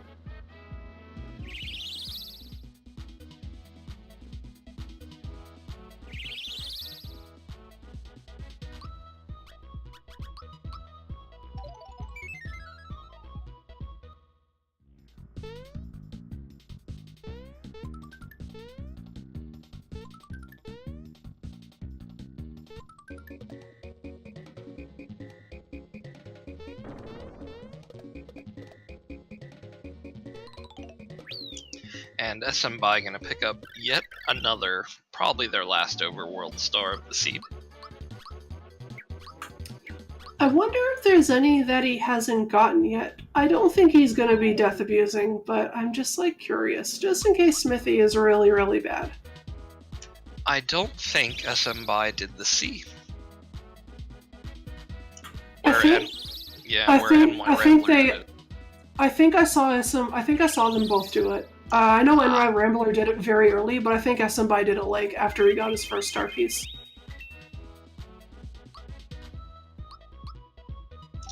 Well, certainly with the way things have been going here, I'm not too terribly worried about them for the Smithy fight. Mostly some of the magic head stuff is probably the scariest part when they're trying to do damage and survive some pretty heavy magic attacks at the same time will be the scariest part here. But yeah, I figure that if he was only taking minimal damage from finding Kulex and Boomer, he's probably going to be fine for Smithy. And NY Rambler picks up another lazy shell from Krako, who he's caught red-handed in a house in Nimbus Land. I love that cutscene.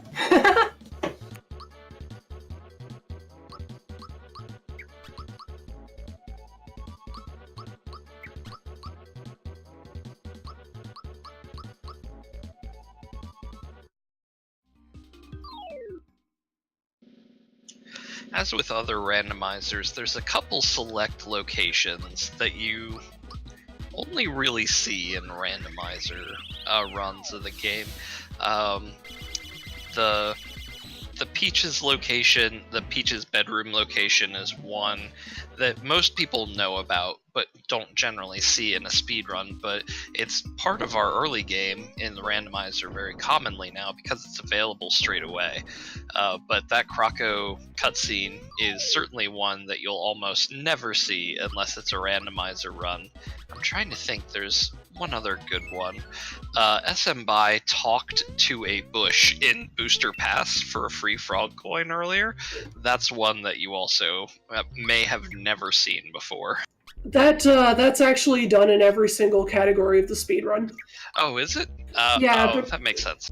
because in the speedrun, what you want to do is you want to have exactly 22 frog coins by the time you get to Seaside Town to buy the EXP booster, and that is like, because Booster Pass is on the way, it's a really easy, quick one to get. But I actually miss that a lot because I almost never go to Booster Pass unless I've done Booster Tower, and Booster Tower I only do if I have the room key and the Elder key.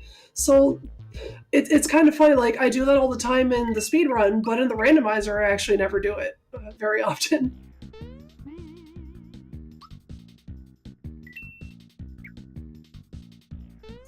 But the Peaches room location, you don't get that in any speedrun because it's a cutscene.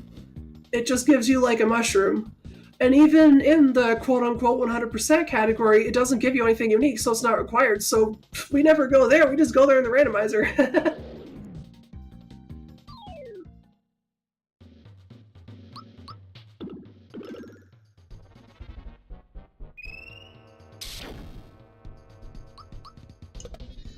And looks like we've got Jinx 3 here at the Czar Dragon location, and very unusual to see SM Bai's characters taking any damage at all, even through an imperfect block doing significant damage to Peach. So certainly speaks to the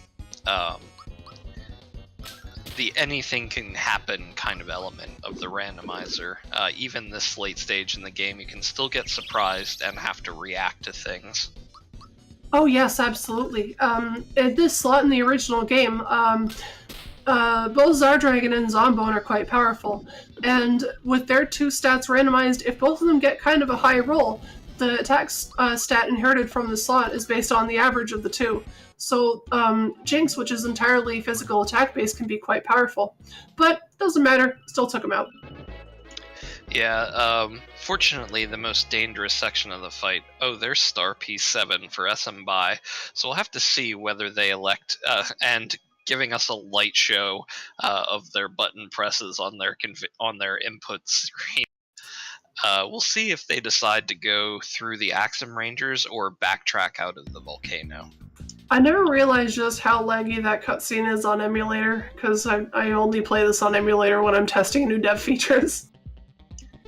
And it looks like SM Bai is going to roll the dice and head up to the Axum Rangers location, which we haven't seen the Axum Rangers yet. Honestly, that's not a bad play because, like, even though the Axum Rangers is a high HP slot, he's been doing so much damage to every location. I don't think he's really worried about it taking very much time. Meanwhile, Rambler has opted to go to Bowser's Keep, and he's going to end up very disappointed, but given what he knows about where the Star Piece locations could possibly be, he went for the 60% roll and not the 40% roll, which, you know, if you don't know where the Star Piece is, that's a smart decision. Actually, now that I'm thinking about how you mentioned there's a couple of slots that we see in the random that we never see anywhere else, another one that I really like is the rewards that you get from rescuing the toads when Mushroom Kingdom is occupied. I never see anybody go for it because it's slow, but when somebody does go for it, it makes me happy just because you don't ever do that in any speedrun, and sometimes they give you really good stuff. Today, I fought the 3 crooks in Mobile Mines, which you also don't do in the speedrun, and one of them gave me an attack scarf. Wow, that's awesome. Yeah, I was co-oping the scene with my friends, so I'm like, oh, the clerk behind trampoline has attack scarf! Oh my god!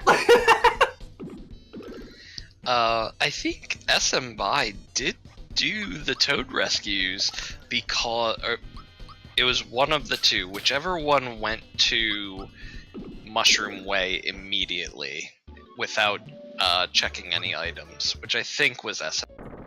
Oh yeah, that's right. Sometimes people will opt to do those. The ones that I never see anybody do are the ones in Mushroom Kingdom when Mac is occupying. They're all getting trolled by Shy Guys. I do check the toad location in there. I don't know if it rolls how the decisions go when it's rolled. But given that it had an accessory there, I tend to check it because it's pretty quick and I've gotten pretty good at moving through those rooms at that point. It is important to note, while we're on the subject of it though, that there actually are 2 separate instances of the vault in Mushroom Kingdom, and only one of them is randomized. Would you care to explain that? Yes, actually, those are separate rooms entirely, which means that the chests contained within are also separate chests. Which, actually, I didn't know that myself until I started getting more involved with randomizer development, so I added those chests back into the 100% speedrun. Whereas before, we only got them during Mushroom Kingdom occupation. There are some chests that are... The way that chests are randomized is quite difficult to explain. It was actually Alanim that did all the ROM hacking work for that. I had no involvement, I just coded the shuffle logic. But Alanim was the one that figured out how we can actually change the contents of the chests. And it is very, very difficult. It was never done by Abyssnim because chests are coded as events. And events are quite difficult to randomize, whereas most of the other things in the game, like numerical stats, are much easier. Alanim had to do a lot of ROM hacking work to get it to work, and that meant that some chests are programmed as events like in very strange ways, like the contents of one chest control the contents of another chest, and those were so difficult to work that he just opted to not randomize them. And I think that those 3 in the repeated Mushroom Kingdom room fell under that category, but I'm not entirely sure. Oh no. NY Rambler having some trouble with the magic buttons here. I saw twice at least where they were 1 jump away from a solution.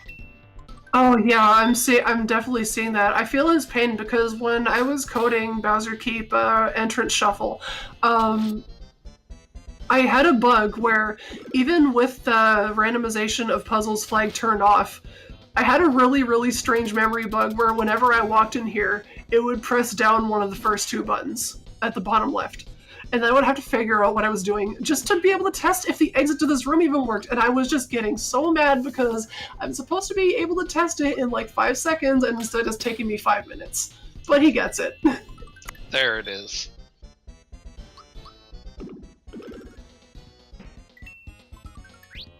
SM by making quick work of the factory. He took down Countdown at the vanilla Countdown slot, and it looks like now he's found the director fight at the original Cloaker Domino location, which both of those slots can be quite difficult as they have a lot of HP, but HP is not really a problem for SMBI and his army of lazy shell users.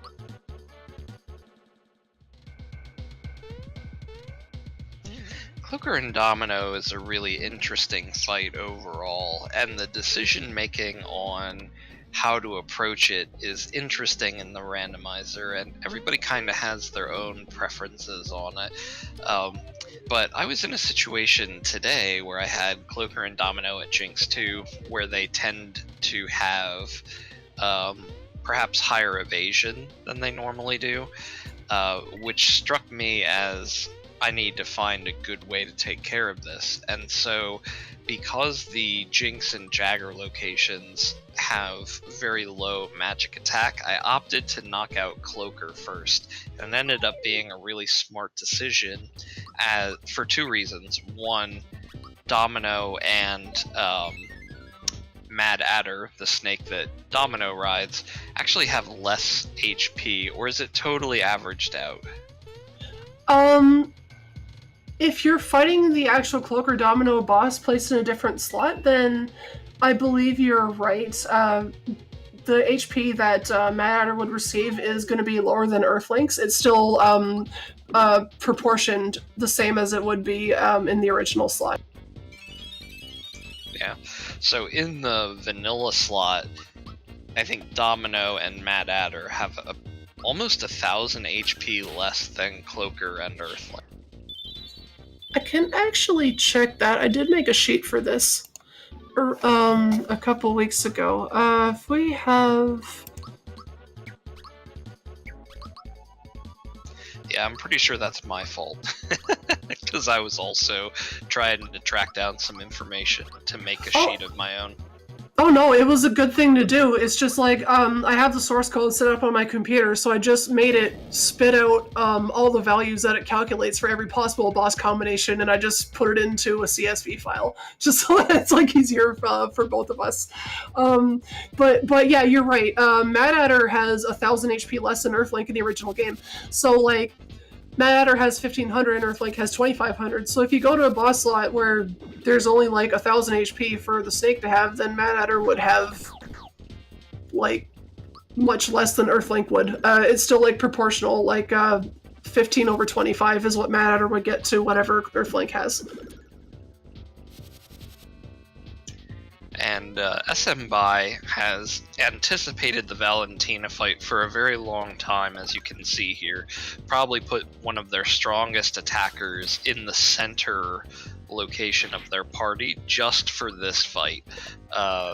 So Valentina can cause a lot of trouble early on if you get them early on in the seed before you can move characters around, because Dodo will always carry away your center character, and if you can't access the switch command, you either need that middle character to be a boss and tank through it, or worst case scenario, may have to return to it later, which is something that really leaves a bad taste in the mouth.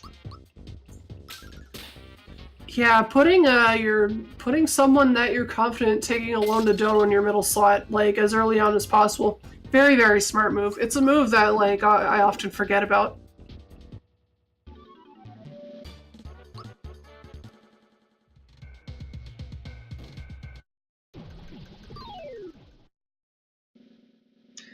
And it looks like SM Bai is on the home stretch here.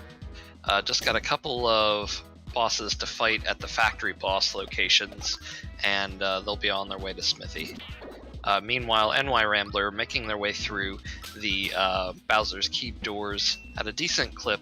Had a little bit of unfortunate luck when it came to some battle squares compared to SM Bai, who only had one. But things are looking a little bit better for them now once they can get on this first platform here. Yeah, NY Rambler is kind of experiencing the negative effects of a development problem that this room has, in that normally when you fall off a platform, it respawns you on whatever platform you fell off of.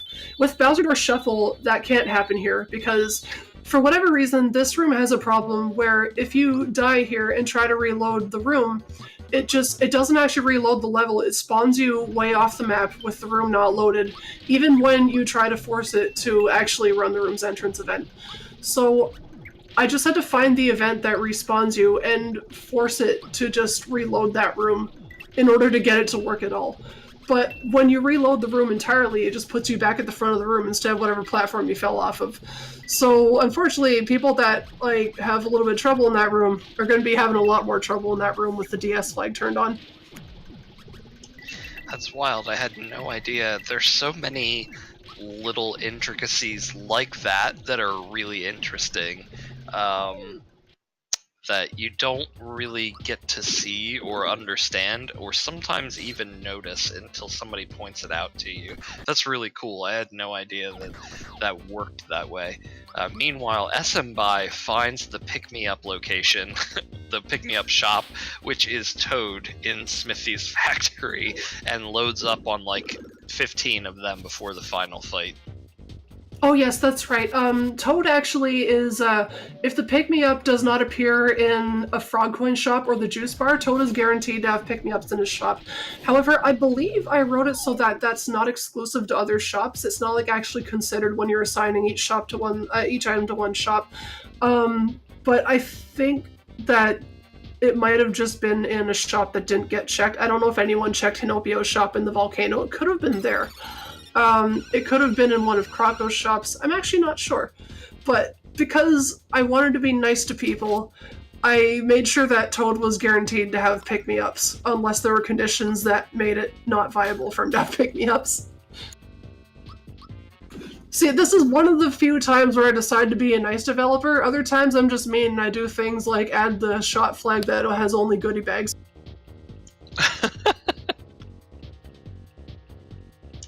There, actually, I think SMBuy checked. I know they checked Hanopio and Croco 2 for shops, and probably did not see any pick-me-ups there. If that is the case, but there is actually one other location that I found is consistent for pick-me-ups. I call them black market pick-me-ups now, because if I can't find pick-me-ups, this is the strategy that I go for, is that you can stay in the suite in Marymore and force the bellhop to bring you pick-me-ups, and you have to pay double for them. But if you can't find them anywhere else in the seed, and comeback is not your friend, or you can't use the person for whatever reason that has comeback, then that is a last-ditch effort to get some pick-me-ups early on. That is an excellent strategy, and I love it. Also, with what you were saying earlier about a lot of the intricacies of like the game, it's kind of cool that I say cool, but it really drove me crazy. That platforming room is the only room that has that problem. I tried it with every single other room and I couldn't replicate it. But doing all that stuff with Bowser's Keep Shuffle kind of really gave me like a very introductory insight as to the inner workings of Alanim's mind, and it has been an eye-opening experience, and one that I would definitely recommend to anybody. I will let him know that you complimented him thus. So SMBuy going for the Magic Koopa glitch, which is a great play, as the glitch flags are not turned on. In the original game, when you block versus King Bomb and he uses Big Bang and you don't die to it, Magic Koopa is permanently disabled for the rest of the fight. I think the theory from some of us is that the devs just did not expect you to actually be able to survive that attack, but if you do survive it, then it's a complete exploit. But you didn't really get to see too much of the effects of it, because SMBuy just has so much weapon damage that he was able to take out Magic Koopa quickly anyway. Now, Rambler is having his showdown versus Kulaks, while SMBuy is about to go into the Smithy fight. Smithy fight, I always get really nervous with enemy stat shuffle flags turned on, because like I've had some really, really, really bad Smithy fights where his stats were just through the roof. Yeah, I had a doozy today. I think we finished about 245 or so, and it was. I only had one character that could use the super suit, and it was a mess of a seed, really. So I was relying on one character to carry me through most of the seed, and ended up buying like 10 red essences and using every single one of them to get through Smithy 2. Oh my goodness. But so that was, it made for a nail-biting conclusion if it was not overly varied or interesting.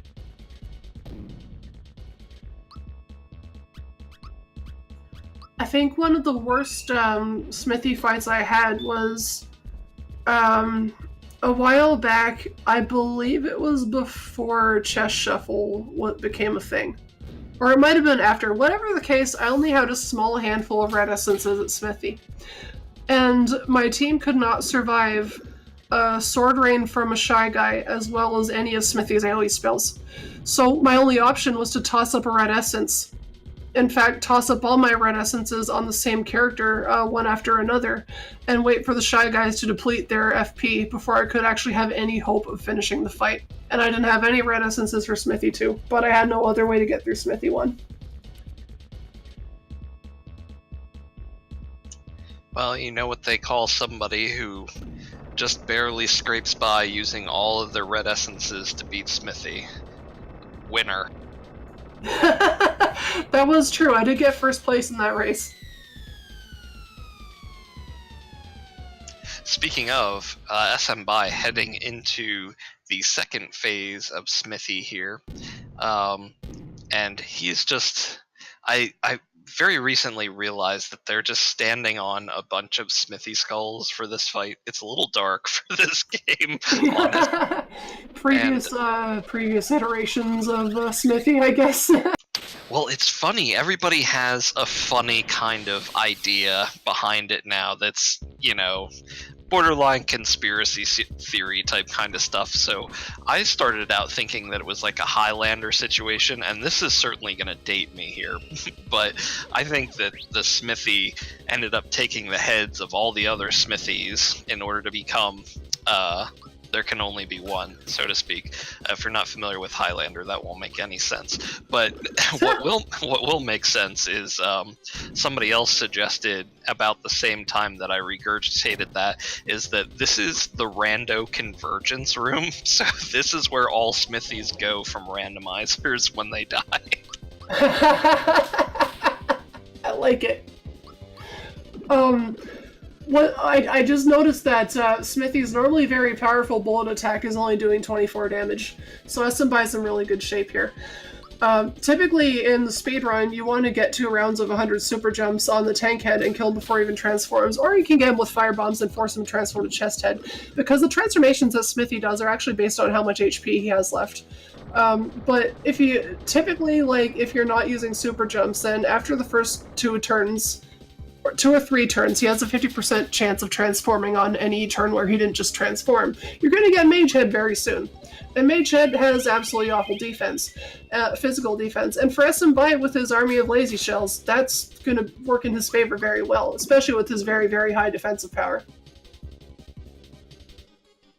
Yep, it looks like they're plugging away at about 13 to 1400 damage around, even though Smithy is given almost as good as he gets here. But this is the time where if you have a team full of physical attackers like SMBI, that you don't want to waste any turns not attacking that you don't have to.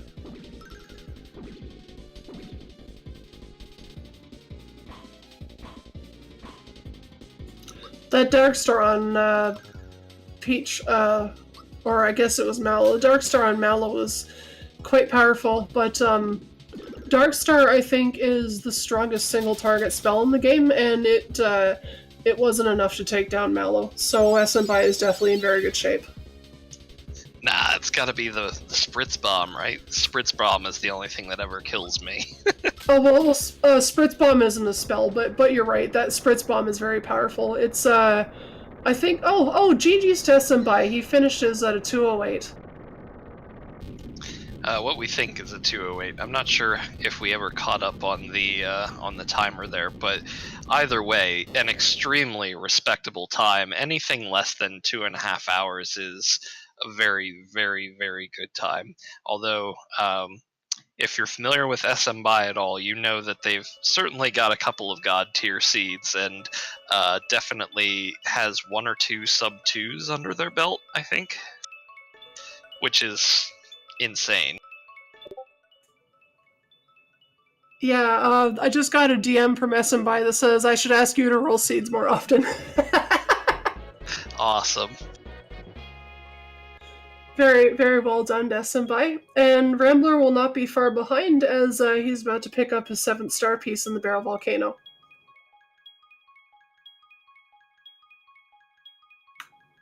Yay, we got the 7-star piece again. And we get the leg from the cutscene again.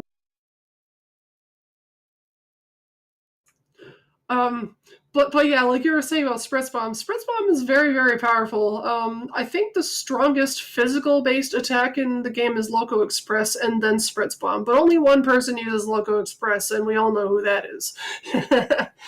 But as far as magic-based spells go, Blast, Storm, Darkstar, those are all the single-target spells you really want to watch out for. Multi-target spells, Corona is pretty painful. There's a couple other painful ones that I just can't remember right now. Here's an interesting question. In some RPGs, enemies have targeting priority, where they will seem to attack one specific target in your party more often than others. One that makes me a little bit uncomfortable is I feel like Booster attacks Peach more often than any other party member of mine, which is always crazy to me because I tend to run into Booster after the Marymore wedding scene, and it really bothers me. Could you see if there's any truth to that at all? As far as I know, there is not. I think the only actual targeting there is Balloon specifically tries to target Mallow and Johnny tries to specifically target Mario, but I think those were removed to just target a certain slot because you might not have those people in your party. Other than that, it's just pick a random target in the party. But that would be kind of funny if that was the case.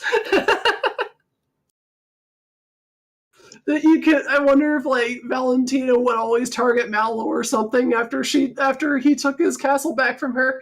That's kind of funny. Yeah, I had something intelligent to say, and now it's left my brain. That's me on this day every year. I guess we can pull SM by in for an interview if he wants to. That's a great idea.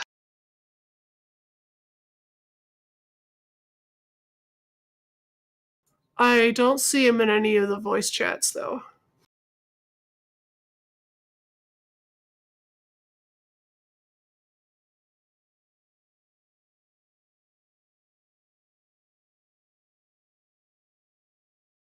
Oh, there he is.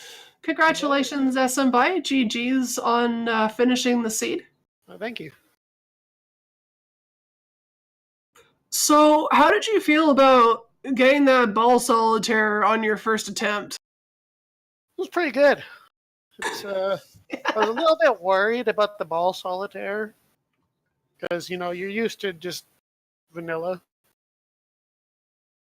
Now that there's extras taken out and in patterns that you don't normally do, it's a little harder. I had to think about it for a second. Well, you did very well on that, and you were just like steamrolling all those bosses, man. You were checking everything so fast. I was actually kind of curious. You did C star like fairly early, is that right? Like after your first star piece or something? The star. No. Oh no, I swear to God, I thought I saw you do this. No, I went to Bean Valley and Nimbus Lab super early. Oh, okay, because I know. I think after I got my 2 characters. Right, because you got your first star piece on Dodo, right? Yes. Okay. Yeah, that was pretty cool. Yeah, like what opted you to go for the Dodo slot that early? So the Dodo fight does not have a lot of health and his defense isn't the highest.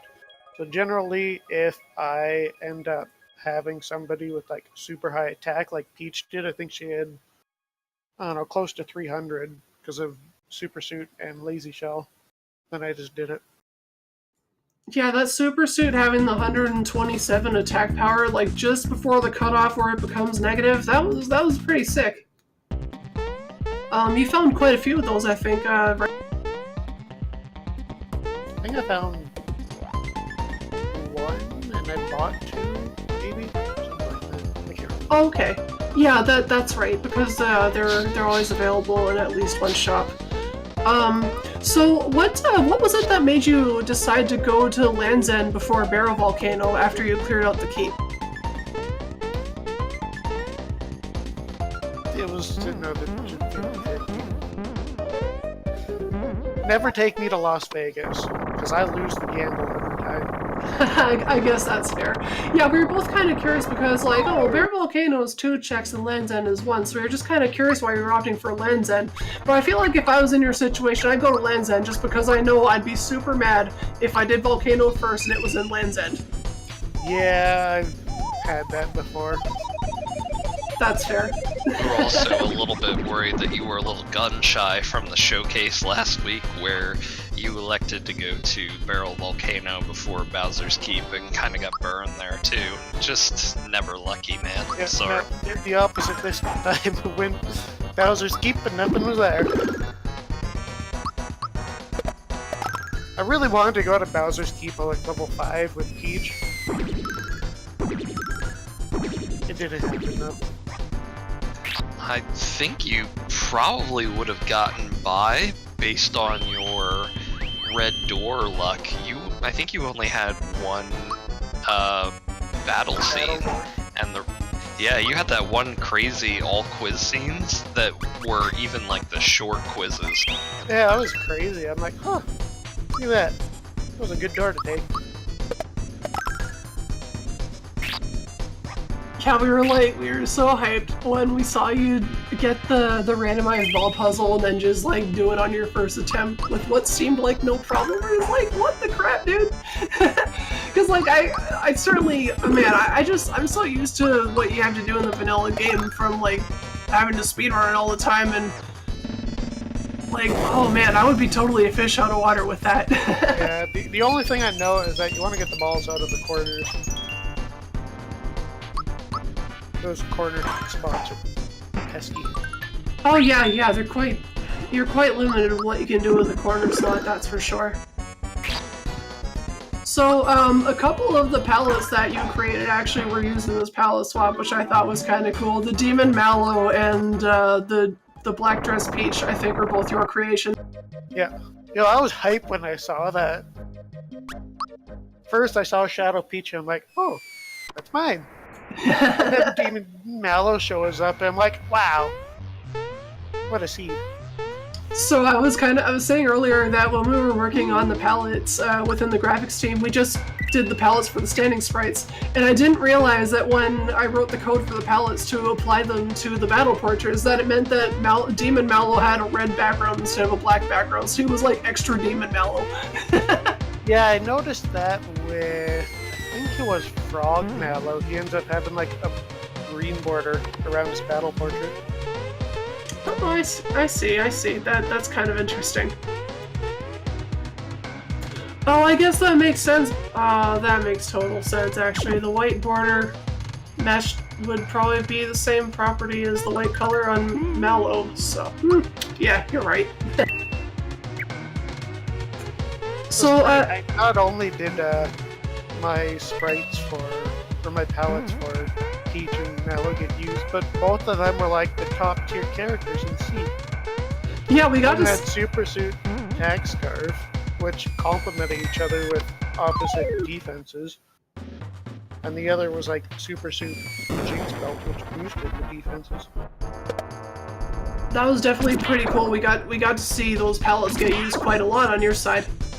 And I guess Rambler as well, he's also a subscriber to the Peach Mallow Life in the Seed. Wondering what made him decide to go Geno instead of Bowser. Because Bowser had Geno boots. I'm not sure. That's a good question to ask him when he gets in here, I suppose. He did the same thing you did. He went to Bowser's Keep before going to Volcano. We were kind of wondering if he was going to dip Volcano while you were in Bowser's Keep, because he had already done Land's End quite a while back, but he opted to go to Bowser's Keep instead.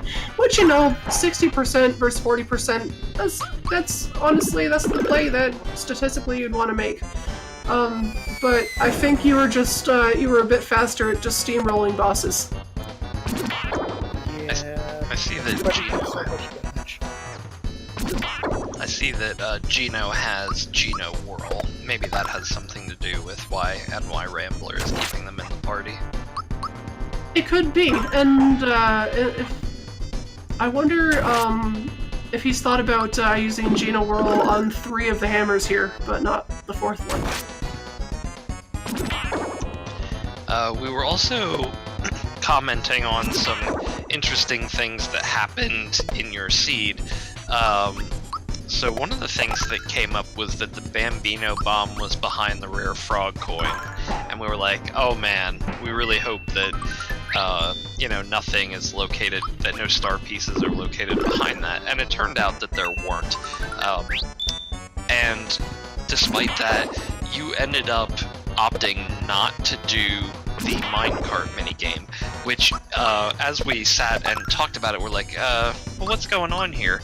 Well, it's because you had already picked up both Castle Keys and the Bambino Bomb, and it was a really good heads-up play to realize that I don't really need the luxury items from any of the remaining key item slots, so you just didn't bother with the minecart minigame or either of the Tadpole Pond songs. So that was a cool heads-up play. Yeah, the two items that were there were Soprano Card and Golden Key. So I already knew at that point that they were useless. Also, how about those pick-me-ups on Toad in the factory? That's pretty shady. I was wondering when they would show up, if at all. I was hoping that they would be behind like Soprano Card or something. They Didn't end up needing any because Peach had like what 150 in both defenses. Yeah, the defense that you had was pretty crazy. The pick-me-ups they're supposed to always appear in Toad's shop if they're not in a Frog Coin shop, but there was also like a problem where they wouldn't be showing up in Toad's shop if they were also in the Juice Bar. So I honestly have no idea if they were in Juice Bar because Fleck recently made some changes to the shop code, and I think he fixed the problem where they were omitted from Toad if they were on Juice Bar.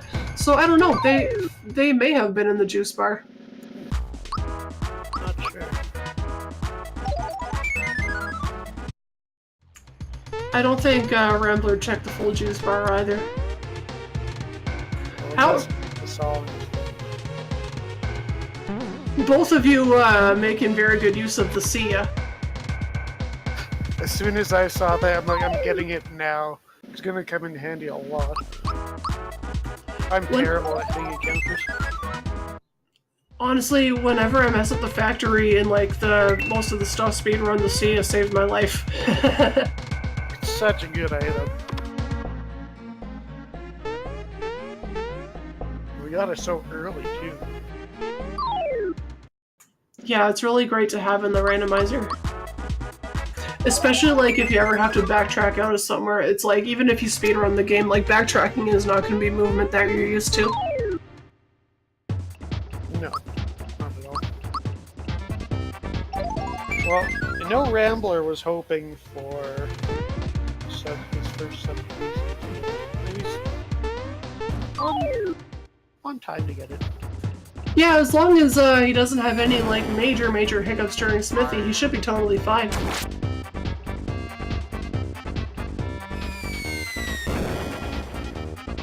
Did he do max skip?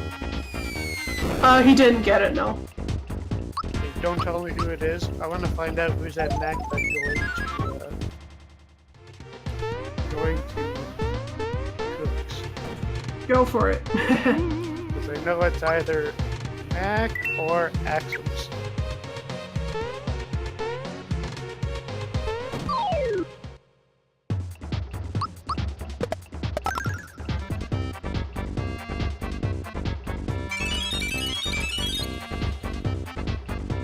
Rambler is just coming up on the machine-made Uranovich now. This encounter is not randomized. It's always going to be just this guy right here, and you have to break through him to open up the next boss slot, which is in the original game, Cloaker and Domino. I actually kind of like to grind the machine-made Uranovich once in a while. If I'm in the factory and having a little bit of trouble, I'm still around level 14 or so, I may actually grind it after the Cloaker Domino. He does generally do a lot of experience. And his HP is relatively low as well.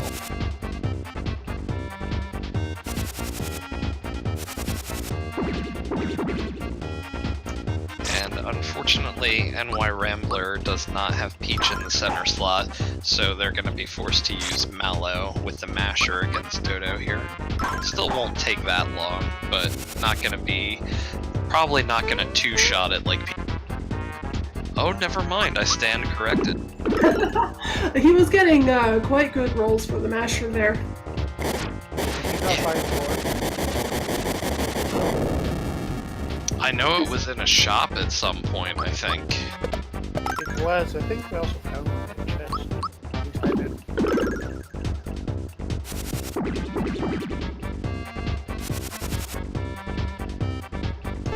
But yeah, I guess that's an interesting topic of discussion, is the variance on certain weapons that may take you by surprise. So some weapons, in addition to having randomized attack stats or other stats on them may have a certain hidden value for their variants that governs how much damage they do on each swing. That's correct. In fact, the variance is, I think, the one stat that does not get changed even when you have equip stats randomized. That'd be interesting to randomize. As it stands right now, the biggest variance is Lazy Shell at plus or minus 40, then Masher at plus minus 30, then Frying Pan at plus minus 20. And then after that, it's the vanilla ultimate weapons like the Ultra Hammer, Super Slap, Sonic Simple Stargun, and Drill Claw, which I think will have a variance of plus minus 7. Yeah, those Bowser's Keep ultimate weapons always seemed less variant to me, like to the point where I didn't notice them. But it's very noticeable on the Masher, especially when you start hitting later game and it starts hitting for 1 or 2 sometimes. In the vanilla game, if you're like me and you stubbornly refuse to upgrade things until later, and then the Lazy Shell, it's kind of apparent, and the Frying Pan makes no sense no matter how you spin it. Agree with that.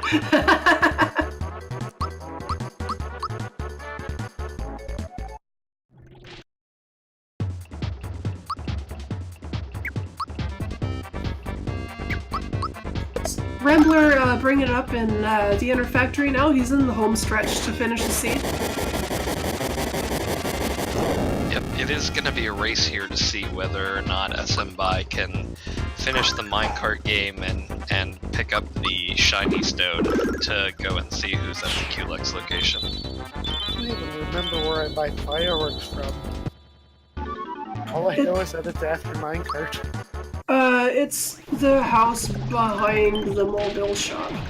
On the hill behind it. Oh. Yeah, just talk to the dude in the corner.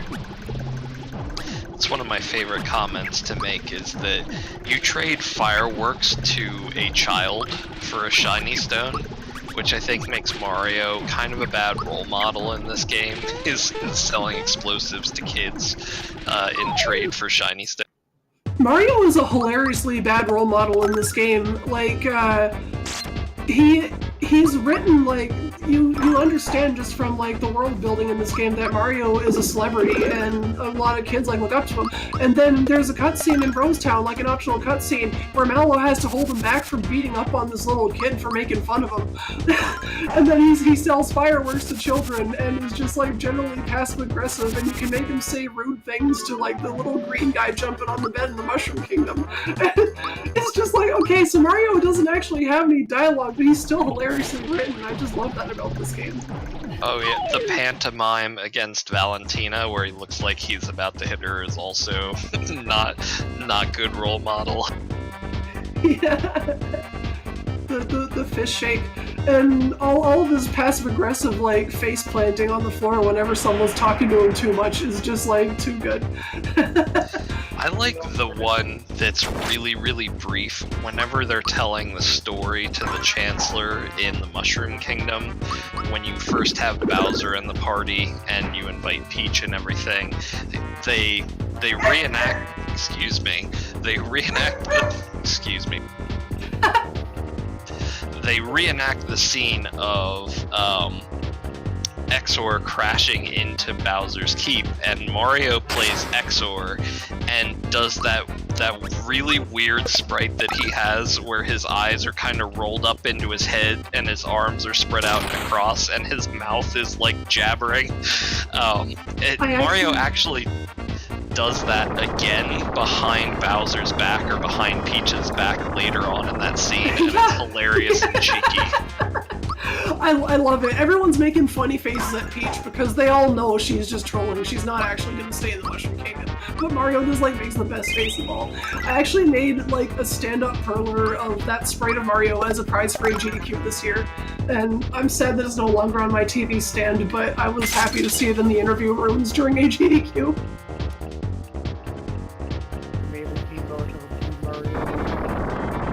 Oh yeah, that's right. That's also one of my sub emotes. I forgot. That's actually my sub Awesome. emote. Is like Mario making that face. He also does it.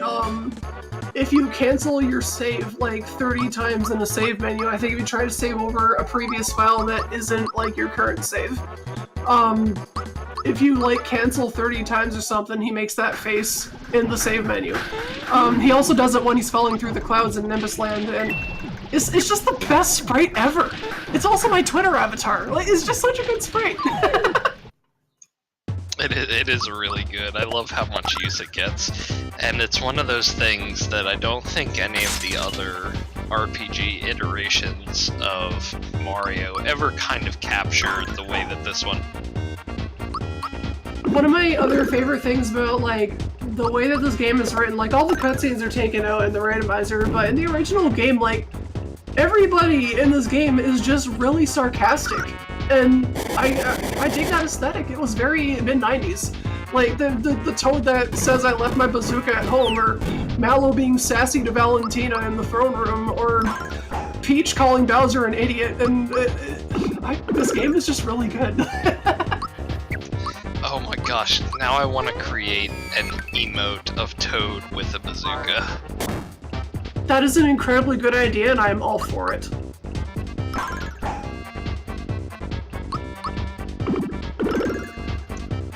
And SM by finally getting their answer as to who lies at the QLEX location. Good luck, bud. So, Axum Rangers being here is actually pretty good because this was not a required slot, and Axums are kind of like that one fight that, especially in the early game, you're kind of scared of being around the corner because that looming breaker beam fear over your head. If you don't do your turn order like just right in a way that you can one-shot the Axums before they even get a turn on you, like that can be really terrifying. There's just so many components to that fight, so, you know, even if your defenses are fairly well built up, you could still get totally hosed by Axum Pink hitting you with Petal Blast, or if you're, you know, you have really good magical defenses, Axum Black could hit you with bombs or Spritz Bomb, and there's just nothing you can do about it, except, again, if you're a great rando player, you kind of realize what the holes in your defenses are and what kind of strategies you should take. And that's the mark of a good player. But thank you, Drumboardist, for the name of that emote. It will be Toadzuka for sure. Senpai, when I realized what your file name was, I was just like, I had to mute my mic because I was laughing too much. I changed it. That emote is one of my worst ever creations, and I'm so proud of it. That's about right.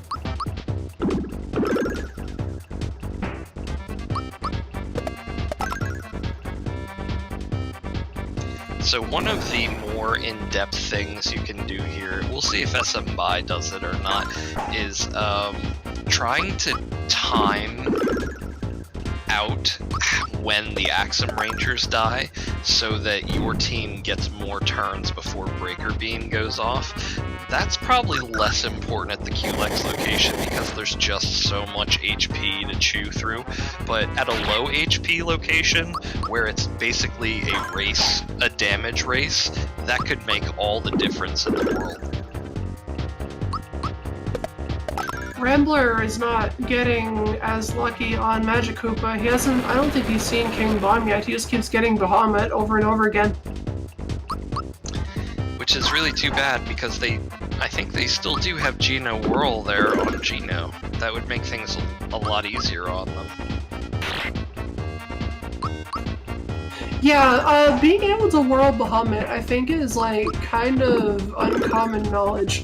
In fact, I didn't even really know which boss allies you could and couldn't whirl until I went through and made the flag that disables all of them. That was some damage.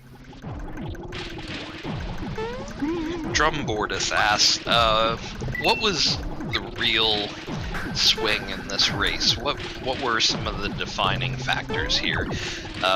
One of the ones that I briefly touched on was routing efficiency. So recall that NY Rambler dipped Moleville early on without the Bambino Bomb, where SM Buy very smartly waited until they found the Bambino bomb and made sure that they only had to check that location once. Little optimizations like that, and just general game knowledge and fluidity with the shops and knowing exactly where to go and exactly what to do, and just having that experience of knowing I need to keep an eye out for these items, and when I find them, I need to remember where they are so that I can go back and buy them, and do that in as efficient a manner as possible is, I think, one of the defining factors of this race. Now, that's not to diminish NY Rambler's performance at all. A sub 3 is still a fantastic time for a Super Mario RPG randomizer, as you may find if you attempt your own, which you absolutely should. Definitely agree on that point. This randomizer, it's very fun, and it's under a lot of active development. We actually have we have 5 or 6, we have 6 people on the dev team right now, and also the code is open source, so we do have some contributors who are making suggestions as well that can always be looked at. I actually have a new feature planned in about a month's time that I'm really excited about, that will actually let you warp directly to the final boss. That's coming about midway through May, and if you want any updates on that, then join the SMRPG Discord.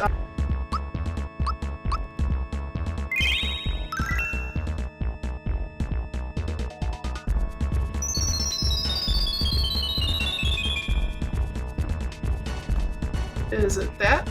Okay, does anyone know what the command is that's supposed to say with the info is? Because there was definitely one earlier.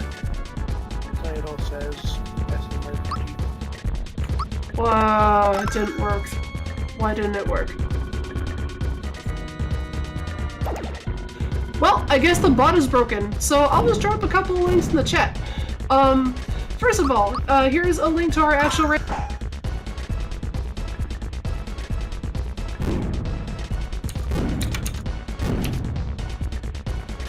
So that is where you can actually play the randomizer. If you want to actually join our Discord,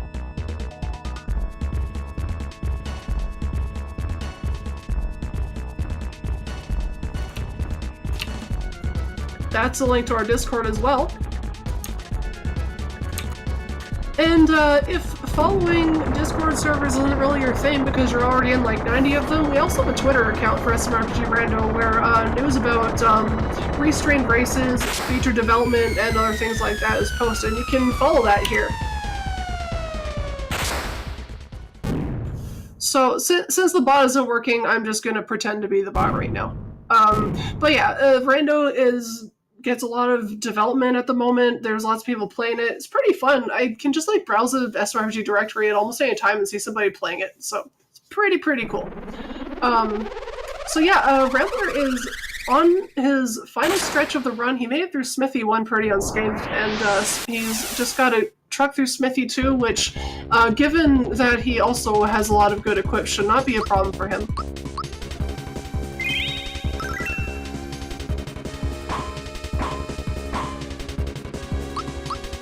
I'm one of those people that's actually hit the Discord server limit several times, and if you're anything like me, you know what it's like. We need another wizard. It is. The limit is 100 servers. Why anybody needs to be in 100 servers is for me to know and nobody else to find out.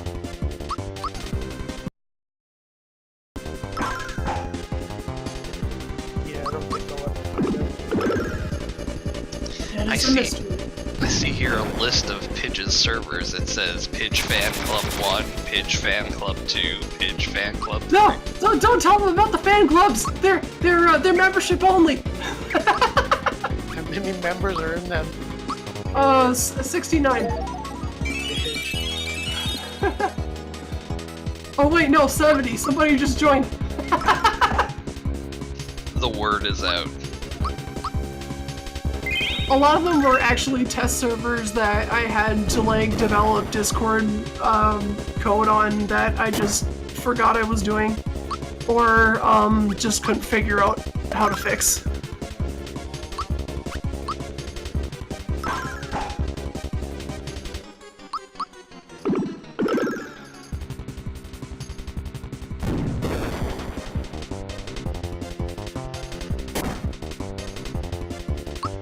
Oh, that bullet attack is doing quite a bit more damage on Rambler. However, he does have Gino in the party who may have some worse defenses. Yeah, he wouldn't have the natural defense that Bowser has. Oh wow! So Smithy actually is susceptible to sleep, but unfortunately is woken right back up from the masher. Tankin was susceptible to PRN sleep. And it looks like the body is... Oh, actually, you know what? Putting the body to sleep is a very, very smart move from Rambler, because he's been taking a bit of damage from the hammer and the shot attacks. Yeah, that's actually an interesting bit of strategy I'd never thought of. If you sleep the body, it can't change heads, right? So if you sleep it on a mage head, you could potentially wipe him out in one or two, because mage head almost always follows tank head for me.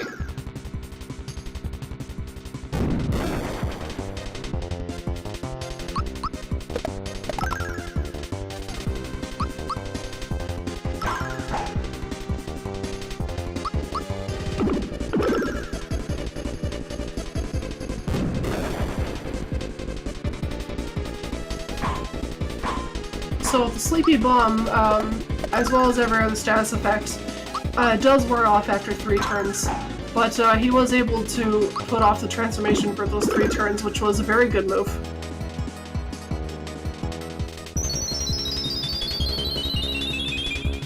But yeah, I did notice SMI used the Fright Bomb on Smithy in Phase 2. That was a heads-up play as well.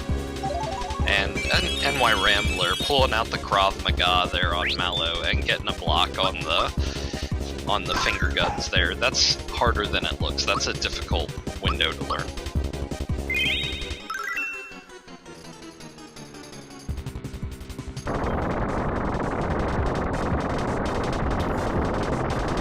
One thing I noticed that a lot of people do is they still use items on mage head. I'm pretty sure overall it's just not worth it unless your attack is invisible. Yeah, generally conserving items for safe head in particular, and sometimes tank head, depending on what your magic looks like, is the better move. But he does have quite a lot of items. And bombs are very fast to use.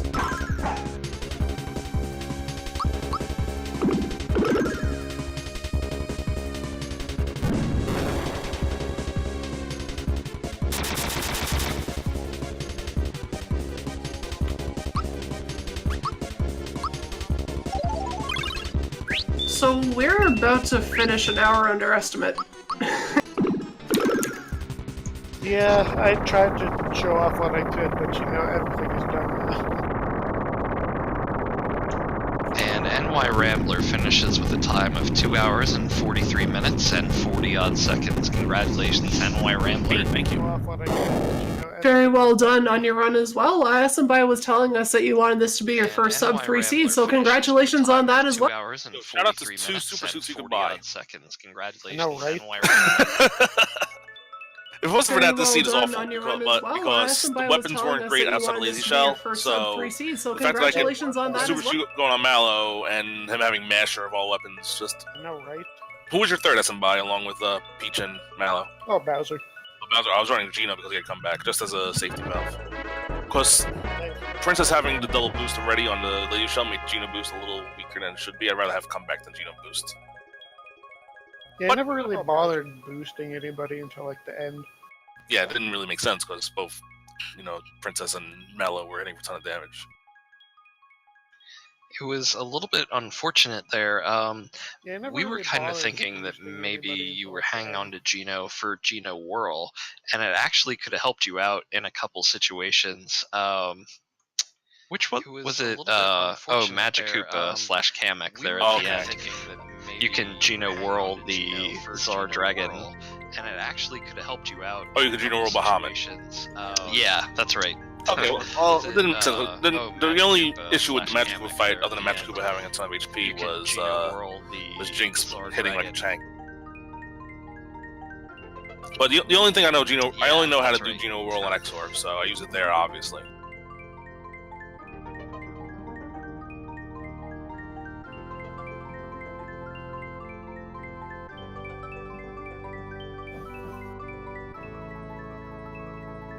Did you full All right, clear it's disabled. everything?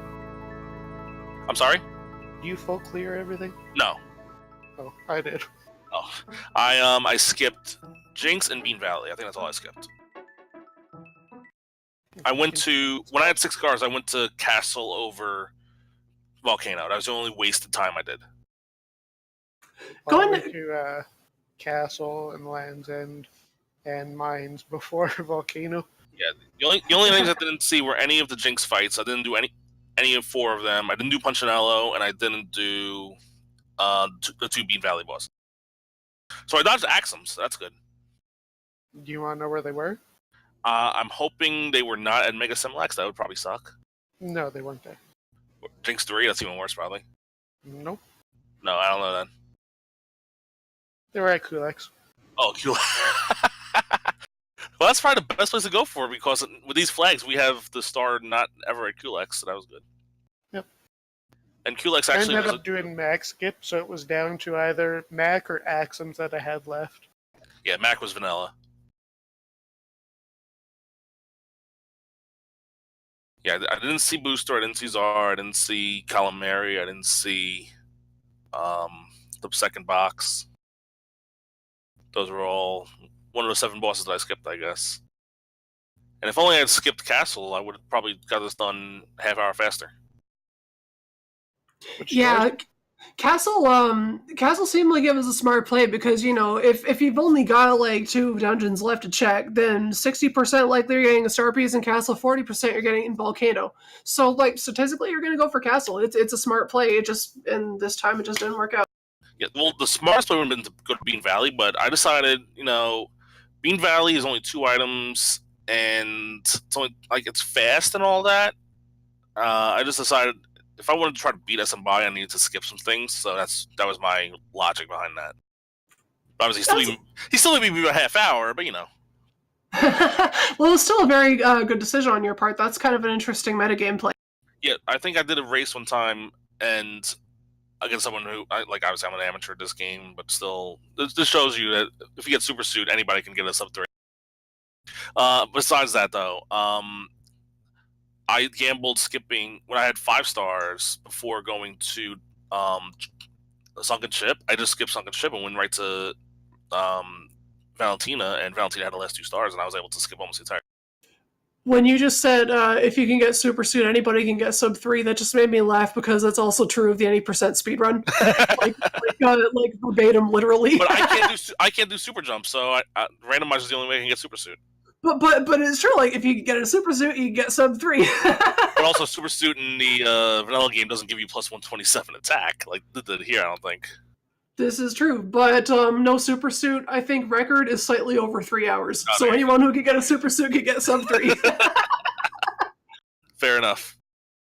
I'm gonna go run and eat because I'm gonna take about 15 minutes to eat food and then do my next run. So GG's everyone. I'm gonna be back in about 15 minutes. Set up for the next race. I'll let the credits run on my side.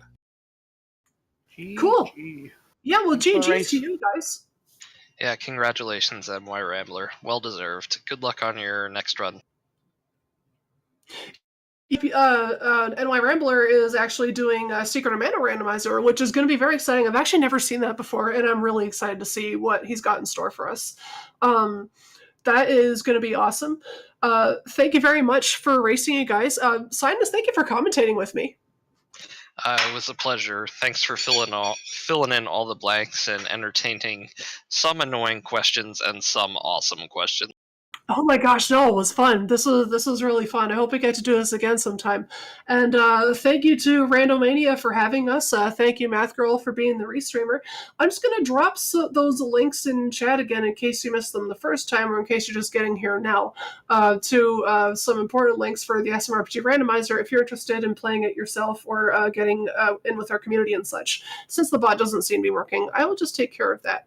And hopefully we can get switched over to SOM Rando soon because we are about an hour underestimate, so hopefully we can get that all sorted out quickly.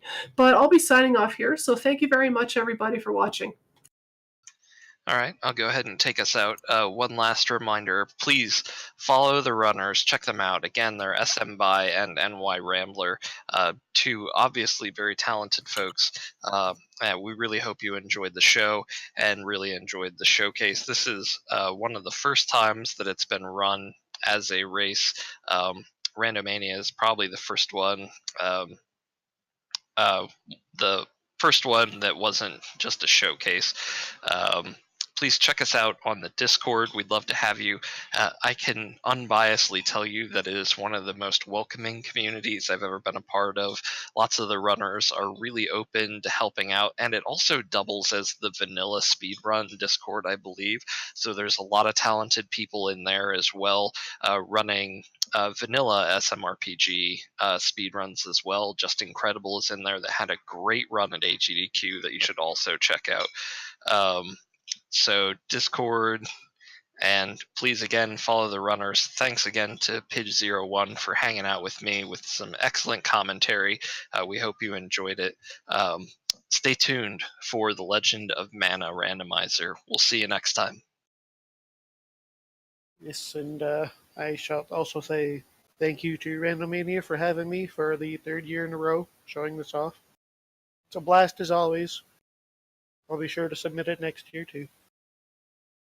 Who knows what'll be in store by then, because I think last year it was still linear that me and Pidge raced. But it was good to show off open mode this time with a bunch of new features.